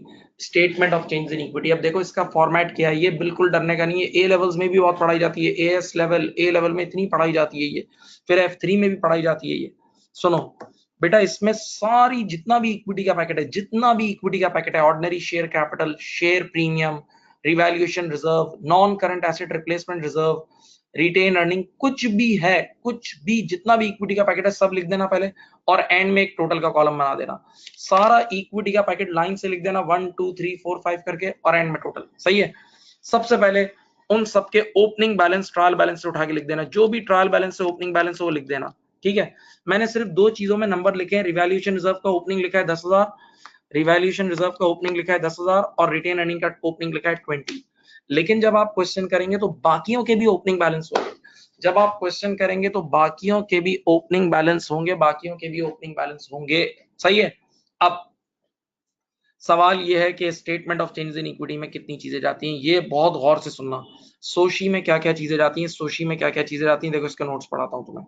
सोशी में ये सारी चीजें जाती हैं, देखो ये रही, ये सारी चीजें सोशी में जाएंगी, ये सारी चीजें सोशी में जाएंगी, ये सारी चीजें सोशी में नॉर्मली जाती हैं। एक आध चीज और जाती है, वो राइट टाइम पे बताऊंगा, अभी नहीं बता रहा। नंबर 1 सोशी में जाता है राइट इशू। नंबर 1 सोशी में क्या जाता है? Right issue. राइट इशू सबसे पहले सोशी में जाता है, राइट इशू। सही है। आप लोगों ने बचपन में राइट इशू की एंट्री ये पढ़ी है, देखो राइट इशू की ये एंट्री बनती है। बैंक डेबिट पैसों वाला इशू होता है ना राइट इशू में, ऑर्डिनरी शेयर कैपिटल क्रेडिट और शेयर प्रीमियम क्रेडिट, ये बचपन में आपने पढ़ा है। Bank debit, share capital credit और शेयर प्रीमियम क्रेडिट, याद है? तो राइट इशू की वजह से शेयर कैपिटल और शेयर प्रीमियम बढ़ते हैं, देखो बढ़ रहे हैं। ये देखें राइट इशू में, देखो इस शेयर कैपिटल को भी आपने यहाँ बढ़ाया और शेयर प्रीमियम को भी बढ़ाया, और इन दोनों का इफेक्ट यहाँ टोटल वाले कॉलम में ले गए। देखो हर चीज का फाइनल इफेक्ट टोटल वाले कॉलम में ले लेना। तो राइट इशू की वजह से इक्विटी बढ़ती है, शेयर कैपिटल भी बढ़ता है, शेयर प्रीमियम भी बढ़ता है। राइट इशू की वजह से शेयर कैपिटल भी बढ़ता है और शेयर प्रीमियम भी बढ़ता है, दोनों बढ़ा देना। तो statement of changes in equity में जो पहली चीज जाती है वो आती है right issue. Statement of changes in equity में जो पहली चीज जाती है वो राइट इशू जाती है। दूसरी चीज जो जाती है वो बोनस इशू जाती है। Bonus issue is a free issue. Bonus issue is a free issue, पैसों वाला इशू नहीं होता। तो बोनस इशू की एंट्री आपने ये पढ़ी थी, देखो शेयर प्रीमियम से नॉर्मली हम कम करते हैं, शेयर प्रीमियम डेबिट और ऑर्डिनरी शेयर कैपिटल क्रेडिट, ये F3 में ये एंट्री आपने पढ़ी थी। शेयर प्रीमियम डेबिट और शेयर कैपिटल क्रेडिट, यानी ये पूरा का पूरा बोनस इशू का बर्डन शेयर प्रीमियम पे डाल देते हैं नॉर्मली, तो शेयर प्रीमियम कम हो जाता है और शेयर कैपिटल बढ़ जाता है। तो शेयर कैपिटल को आपने बढ़ाया और शेयर प्रीमियम को आपने कम करा, तो नेट इफेक्ट नील। देखो नेट इफेक्ट नील आया, एक रिजर्व बढ़ा एक रिजर्व कम हुआ, तो नेट इफेक्ट जीरो आया। देखो फाइनल पे नेट इफेक्ट जीरो आया। ओके सही। अब तीसरी चीज आएगी टोटल कॉम्प्रिहेंसिव इनकम। तीसरी चीज आएगी total comprehensive income. Total comprehensive income आपने एसओसीआई से उठानी है। टोटल कॉम्प्रिहेंसिव इनकम आपने एसओसीआई से उठानी है। अब देखें यहाँ, ये देखें, बताओ आपकी टोटल थी 8000, देखो ये पूरा 8000 जाके टोटल वाले कॉलम में फिट हो गया। ये 8000 जाके टोटल वाले कॉलम में फिट हुआ। और ये टोटल कॉम्प्रिहेंसिव इनकम के अंदर दो चीजें होती हैं, यहां देखें, टोटल कॉम्प्रिहेंसिव इनकम के अंदर 5000 का प्रॉफिट है। टोटल कॉम्प्रिहेंसिव इनकम के अंदर ये देखो बेटा 5000 का प्रॉफिट है और 3000 का रिवैल्यूएशन रिजर्व है। 5000 का प्रॉफिट है और 3000 का रिवैल्यूएशन रिजर्व है। 5000 का प्रॉफिट है और 3000 का रिवैल्यूएशन रिजर्व है। सही है। तो आपने प्रॉफिट को देखो 8000 के सामने, यहां देखें प्रॉफिट रिटेन अर्निंग में ऐड हुआ देखो इसके सामने, और 3000 देखो यहाँ ये रिवैल्यूएशन रिजर्व में ऐड हुआ क्योंकि वो अपवर्ड रिवैल्यूएशन दी। देखो 8000 टोटल के कॉलम में लिख दिया। अब 8 में से 5 का प्रॉफिट था, profit after tax. Profit after tax retained earning में ऐड होता है और बाकी 3000 की अपवर्ड रिवैल्यूएशन थी तो वो रिवैल्यूएशन रिजर्व में ऐड कर दो। सही है। ओके, ये काम कर दिया। अब उसके बाद लेस डिविडेंड्स पेड, ये डिविडेंड से मुराद ऑर्डिनरी डिविडेंड है, ये डिविडेंड से मुराद ऑर्डिनरी डिविडेंड्स हैं। तो आप सबको पता है कि ordinary dividends are distributed from retained earning, retained earning में से बांटे जाते हैं। ऑर्डिनरी डिविडेंड रिटेन अर्निंग में से बांटे जाते हैं, रिटेन अर्निंग में से बांटे जाते हैं। तो बेटा देखो मैंने अपनी तरफ से लिखा है कि 2000 के हमने डिविडेंड दिए हैं, तो देखो रिटेन अर्निंग के कॉलम को कम किया और जब रिटेन अर्निंग कम हुई तो टोटल इक्विटी भी कम हुई। फिर बोल रहा हूँ, ordinary dividends are distributed from retained earning. Ordinary dividend retained earning में से बांटा जाता है, प्रॉफिट होता है ना, तो प्रॉफिट बढ़ रहा है तो रिटेन अर्निंग में से ही बटेगा क्योंकि रिटेन अर्निंग खुद प्रॉफिट से बनी है। तो ऑर्डिनरी डिविडेंड्स पेड आप रिटेन अर्निंग से लेस करोगे तो टोटल से भी कम हो जाएगा। फाइनली एक और चीज आती है जिसको हम बोलते हैं ट्रांसफर। क्या बोलते हैं? ट्रांसफर। ट्रांसफर का मतलब मैं एक चीज समझाता हूं, देखो सुनो भाई, इस साल हमें बहुत करोड़ों रुपए का प्रॉफिट हुआ, इस साल हमें करोड़ों रुपए का प्रॉफिट हुआ, तो हमने सारा का सारा प्रॉफिट पहले रिटेन अर्निंग में डाल देते हैं। हम पहले सारा का सारा प्रॉफिट रिटेन अर्निंग में डालते हैं, फिर डायरेक्टर्स बैठ जाते हैं, सारा का सारा प्रॉफिट रिटेन अर्निंग में डाल के डायरेक्टर बैठते हैं। अब डायरेक्टर बोलते हैं इस प्रॉफिट का करना क्या है, तो कुछ प्रॉफिट तो ये लोग डिविडेंड की फॉर्म में बांट देते हैं, कुछ प्रॉफिट तो डिविडेंड की फॉर्म में बांट देते हैं तो वो रिटेन अर्निंग से लेस हो जाता है।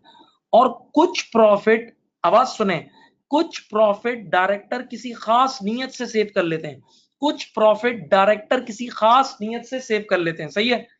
यानी डायरेक्टर कहते हैं कि अगले साल हमें नॉन करंट एसेट लेने हैं, डायरेक्टर कहते हैं कि अगले साल हमें नॉन करंट एसेट लेने हैं। सही है। तो वो नॉन करंट एसेट की नीयत से कुछ अमाउंट सेव कर लेते हैं, तो इसको बोलते हैं, सुनो, non current asset replacement reserve. Non current asset replacement reserve. तो देखो इधर देखो, यहाँ रिटेन अर्निंग में से माइनस कर देंगे 500 रुपए, एक मिसाल है, और साइड वाले कॉलम में ऐड कर देंगे, यानी रिटेन अर्निंग से लेस किए और जाके non current asset replacement reserve में ऐड कर दिए, तो नेट इफेक्ट नील आएगा। नेट इफेक्ट देखो नील है, नेट इफेक्ट टोटल के कॉलम में नील है। सही। तो बेटा ये कुछ मैक्सिमम चीजें हैं, ये कुछ मैक्सिमम चीजें हैं जो आपकी सोशी में जाएंगी। तो सोशी में वैसे तो और चीजें भी जाती हैं, लेकिन कुछ चीजें मैं 5-10 बार बोल के आपके जहन में डालता हूं, अल्लाह करे जहन में चले जाए। देखें ये चीजें जाएंगी, सोशी में राइट इशू जाएगा पक्का, बोनस इशू जाता है, टोटल कॉम्प्रिहेंसिव इनकम जाती है, ऑर्डिनरी डिविडेंड जाते हैं और ट्रांसफर की एंट्री जाती है।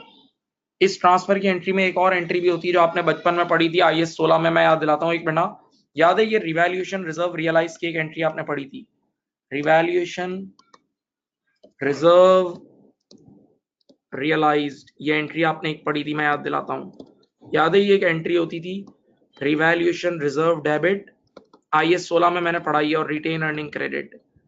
IAS 16 में आपने ये एंट्री पढ़ी है, रिवैल्यूएशन रिजर्व डेबिट और retained earning credit. Revaluation reserve debit और रिटेन अर्निंग क्रेडिट, ये भी ट्रांसफर की एंट्री है। सही है। आप ट्रांसफर करते थे रिवैल्यूएशन रिजर्व का कुछ अमाउंट रिटेन अर्निंग में। तो बेटा पांच चीजें सोशी में नॉर्मली आती हैं, right issue, bonus issue, total comprehensive income, ordinary dividend paid और ट्रांसफर्स। फिर बोल रहा हूं, फिर सुनो, कुछ नहीं होता, छोटे हो तुम लोग। Right issue, bonus issue, total comprehensive income, ordinary dividends paid और ट्रांसफर। ओके। तो बेटा पहली एक बात सुनो, अगर अल्लाह ताला ने अकल तो वैसे दी है, माशाल्लाह बहुत अकल है, कि एसओसीआई हमेशा पहले बनेगी फिर सोशी बनेगी, कॉमन सेंस, क्योंकि एसओसीआई की टोटल कॉम्प्रिहेंसिव इनकम आएगी तभी तो वो सोशी में जाएगी, एसओसीआई की टोटल कॉम्प्रिहेंसिव इनकम ही तो सोशी में जाएगी। हाँ पक्का, एसओसीआई की टोटल कॉम्प्रिहेंसिव इनकम ही तो सोशी में जाएगी, इसका मतलब पहले एसओसीआई बनेगी फिर सोशी बनेगी। ठीक है। और आखिरी मजे की बात सुन लो, सोशी बनाने का फायदा सुनो, SOCIE statement of change in equity के 5 मार्क मिल जाते हैं, 4 मार्क, और इसकी वजह से ये इक्विटी के पैकेट के क्लोजिंग बैलेंसेस भी आपको मिल जाते हैं। ये इक्विटी के पैकेट के देखो सारे क्लोजिंग बैलेंसेस भी आपके सामने आ गए, इक्विटी के पैकेट के देखो क्लोजिंग बैलेंस आपके सामने आ गए भाई। सोशी के पहले तो 5 मार्क मिले और फिर आपके पास इक्विटी के पैकेट के क्लोजिंग बैलेंस आ गए। अब आपको पता है बैलेंस शीट आपको ईयर एंड पे बनानी होती है, एसओएफपी हमेशा बेटा ईयर एंड पे बनानी होती है। तो ये सारे बैलेंसेस यहाँ से कॉपी करना, ये सारे बैलेंसेस यहाँ से कॉपी करना और बैलेंस शीट में जाके पेस्ट कर देना, बैलेंस शीट तैयार हो जाएगी। ये सारे बैलेंसेस यहाँ से कॉपी करना और एसओएफपी में जाके पेस्ट कर देना, एसओएफपी तैयार हो जाएगी। देखो मैं एसओएफपी भी तुम्हें याद दिलाता हूँ, तुमने बनाई है जिंदगी में, नीचे दिखाता हूँ, आ जाओ आ जाओ। ये देखो, ये होती है एसओएफपी, सब देखो यहाँ, ये है एसओएफपी। एसओएफपी में एक साइड पे सारे एसेट्स आते हैं और दूसरी साइड पे इक्विटीज एंड लायबिलिटीज। एक साइड पे सारे एसेट्स आते हैं और दूसरी साइड पे इक्विटीज एंड लायबिलिटीज। बेटा ये देखो, एसेट में नॉन करंट एसेट आएंगे, प्रॉपर्टी प्लांट एंड इक्विपमेंट हो गए, इनटेंजिबल एसेट हो गए, या कभी कभार इन्वेस्टमेंट प्रॉपर्टी भी आती है इसमें, इन्वेस्टमेंट प्रॉपर्टी भी आती है, इन्वेस्टमेंट प्रॉपर्टी भी इसमें आ रही होती है, सही है। इसी तरह करंट एसेट में इन्वेंटोरी आएगी, रिसीवेबल्स आएंगे, प्रीपेमेंट्स आएंगी, कैश और बैंक आएगा, ये यहाँ टोटल हो जाएगा। तो इस तरह आपके पास ये सारे, आपके पास ये टोटल एसेट आ जाएंगे, आपके पास ये टोटल एसेट्स आ जाएंगे, आपके पास ये टोटल एसेट्स आ जाएंगे। ओके, फिर दूसरी साइड होती है इक्विटीज एंड लायबिलिटीज। दूसरी साइड क्या होती है? Equities and liabilities. Equities and liabilities में जो पहली हेडिंग है वो है कैपिटल एंड रिजर्व्स। इक्विटीज और लायबिलिटीज में जो पहली हेडिंग है वो कैपिटल एंड रिजर्व्स है, और ये पूरा इक्विटी का पैकेट होता है। ये देखो, ये पूरा इक्विटी का पैकेट है।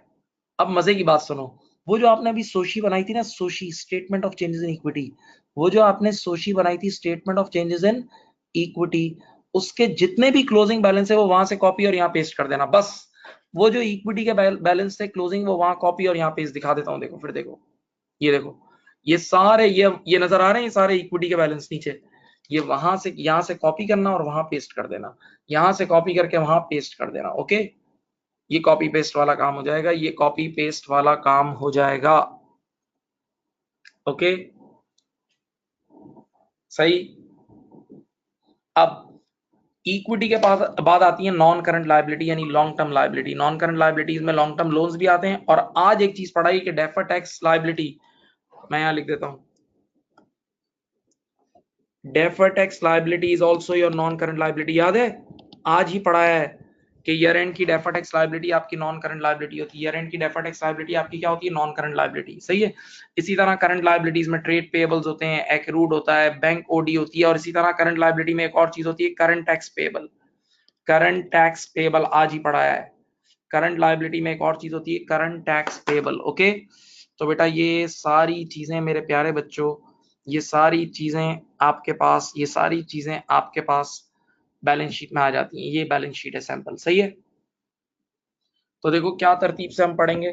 सबसे पहले आपको बनानी होगी एसओसीआई, सबसे पहले एसओसीआई बनानी होगी, फिर सोशी बनानी होगी, और फिर एसओएफपी। पहले एसओसीआई फिर सोशी फिर एसओएफपी, पहले एसओसीआई फिर सोशी फिर एसओएफपी, सही है।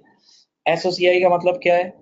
पुराने जमाने की इनकम स्टेटमेंट, पुराने जमाने की income statement profit after tax तक विद एडिशनल 3 लाइंस। तो ये जो एडिशनल 3 लाइंस का एरिया ना, ये वाला, ये देखो, एडिशनल 3 लाइन का एरिया, इसको बोलते हैं ओसीआई, अदर कॉम्प्रिहेंसिव इनकम। और इसके अंदर इक्विटी का वो चेंज रिपोर्ट होता है, इसमें इक्विटी का वो चेंज रिपोर्ट होता है जिसमें, तवज्जो सुने, जिसमें शेयर होल्डर इन्वॉल्व नहीं है, यानी नॉर्मली रिवैल्यूएशन गेन्स, सही है।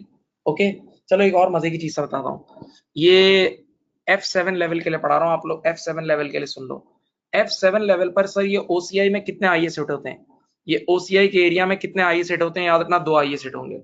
एक आईएस 16 हिट होगा, आईएस 16, क्योंकि आपको पता है आईएस 16 में जो रिवैल्यूएशन होती है वो भी रिजर्व में जाती है, याद है ना।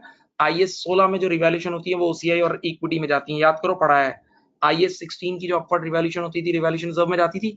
और एक और आईएस भी है, एक और आईएस भी है जिसकी रिवैल्यूएशन ओसीआई में जाती है, मैं बताऊं, वो ये था IFRS 9। अगर तुम्हें याद हो, तुम लोग पढ़ रहे हो तो, IFRS 9 की एक कैटेगरी मैंने पढ़ाई थी, फेयर वैल्यू थ्रू ओसीआई, भूल गए। IFRS 9 की आप लोगों को एक कैटेगरी पढ़ाई थी, फेयर वैल्यू थ्रू ओसीआई, भूल गए। IFRS 9 fair value through OCI की एक कैटेगरी थी, हाँ। तो फेयर वैल्यू थ्रू ओसीआई में अगर आप क्लासिफाई कर दो ना, तो अब आपने जो इन्वेस्टमेंट की हुई है उसकी जो भी फेयर वैल्यू का चेंज होगा वो सब ओसीआई में जाएगा, ठीक है। तो मैं शॉर्टकट में अगर तुम्हें समरी वाली बात बताऊं ना, तो F7 लेवल पर, F7 लेवल पर इस ओसीआई के इलाके में बस ये 2 आईएस जाते हैं। F7 लेवल पर इस ओसीआई के एरिया में बस ये 2 आईएस सेट होंगे, एक आईएस 16 और एक IFRS 9 की फेयर वैल्यू थ्रू OCI, एक IAS 16 और एक IFRS 9 की फेयर वैल्यू थ्रू OCI। सही है? तो देख लो, एक नजर देख लो, मैं चुप हूं, एक नजर देख लो भाई।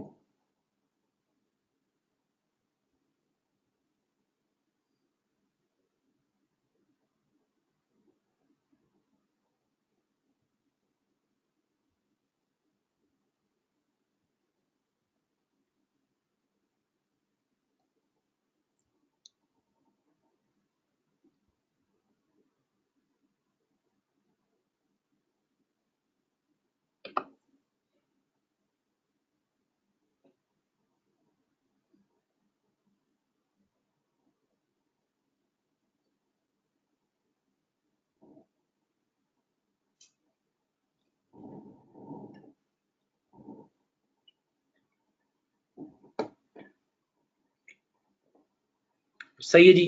तो पहले एसओसीआई बनेगी, मैं जानबूझ के रिकॉल करा रहा हूँ ताकि जहन में बैठे, बेटा ये बहुत बड़ी चीजें हैं, ये बहुत बड़ा एरिया है फाइनल अकाउंट। तो मैं पागल नहीं हूँ भाई, मुझे पागल मत समझना, इतनी बार बोल रहा है। ये आपके जहन में बिठाना जरूरी है, और आपको इसको, अब आप लोग ऑनलाइन पढ़ रहे हो तो आपका टाइम सेव होगा, पढ़ें। अब अपने आईएएस रिवाइज करें, फाइनल अकाउंट में आईएएस बहुत अच्छे चाहिए। एक तो फॉर्मेट्स है फाइनल अकाउंट के, एक फॉर्मेट्स है और एक आईएएस की ग्रिप चाहिए। तो आईएएस को अब रिवाइज करें अपने भाई, ये हफ्ता है ना अब आपके पास, इसमें लग के आईएएस पढ़ें भाई। अब बेटा इस अप्रैल के महीने में भी अगर नहीं पढ़ोगे तो कब पढ़ोगे यार? तो आपको अब जरा थोड़ा सा पढ़ना होगा यार, इस बात को प्लीज समझ लें, ठीक है ना? थोड़ा सा अब लग के पढ़ो। बल्कि मैं आप लोगों को एक एडवाइस और दूंगा, सबको मैंने हर बच्चे को दी है, कि सबसे पहले अपनी एग्जामिनेशन फीस पे करके अपने आप को रजिस्टर्ड कर लो। एग्जामिनेशन फीस पे करके सबसे पहले अपने आप को रजिस्टर्ड कर लो, ताकि आपकी नीयत खराब ही ना हो, ताकि आपके सामने एक ऑब्जेक्टिव आ जाए यार। आपकी एग्जामिनेशन फीस पेड होगी, आपके पास डेट होगी, आप इतना पढ़ोगे, बगैर चाय पिए आपकी नींद उड़ जाएगी, बगैर कॉफी पिए नींद उड़ेगी, सुकून पढ़ोगे यार, एक टारगेट के साथ मजा आएगा आपको। सही है? तो लाजमी आप लोग पहले अपनी एग्जामिनेशन रजिस्ट्रेशन भी कर लें। तो बेटा पहली चीज एसओसीआई है, दूसरी चीज सोशी है। सोशी में गिन के 5 चीजें आती हैं बस, statement of change in equity में गिन के कितनी चीजें आती हैं? 5। राइट इशू आता है, बोनस इशू आता है, टोटल कॉम्प्रिहेंसिव इनकम आती है, ऑर्डिनरी डिविडेंड्स आते हैं, और आता है ट्रांसफर की एंट्री, जैसे रिवैल्यूएशन रिजर्व, रियलाइज, और ये सारे ट्रांसफर की एंट्रीज आती हैं।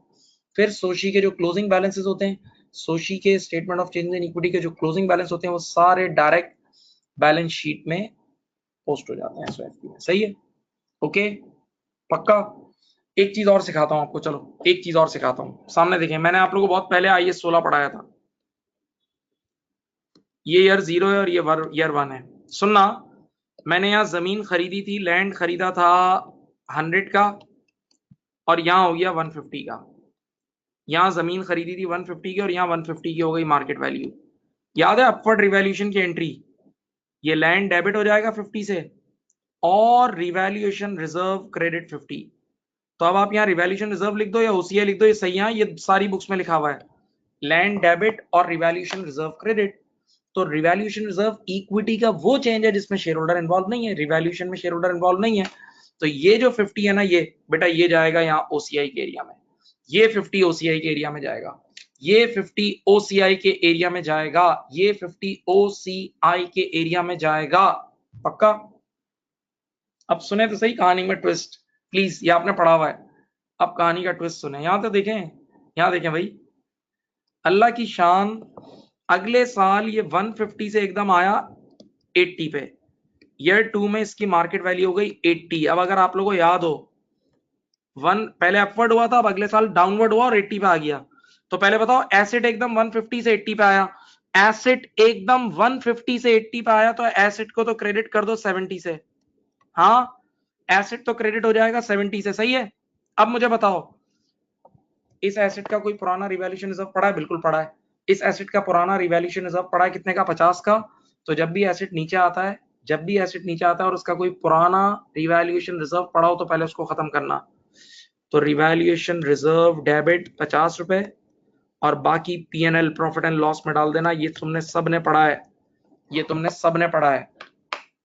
हाँ, ये एंट्रीज याद आ रही हैं सेकेंड ईयर की? अभी इसको पोस्ट करना भी सिखाता हूं।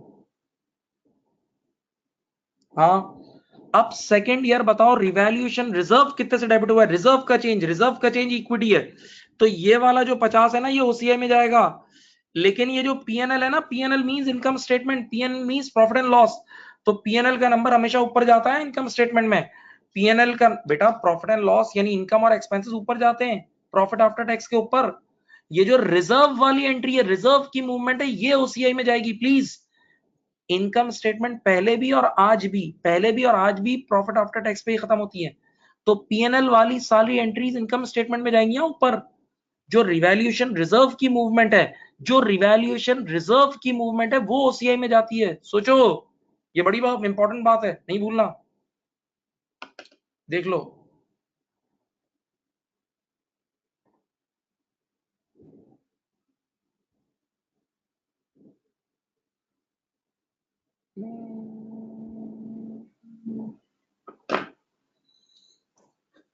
ठीक है जी, आज के लिए इतना ही रख रहे हैं।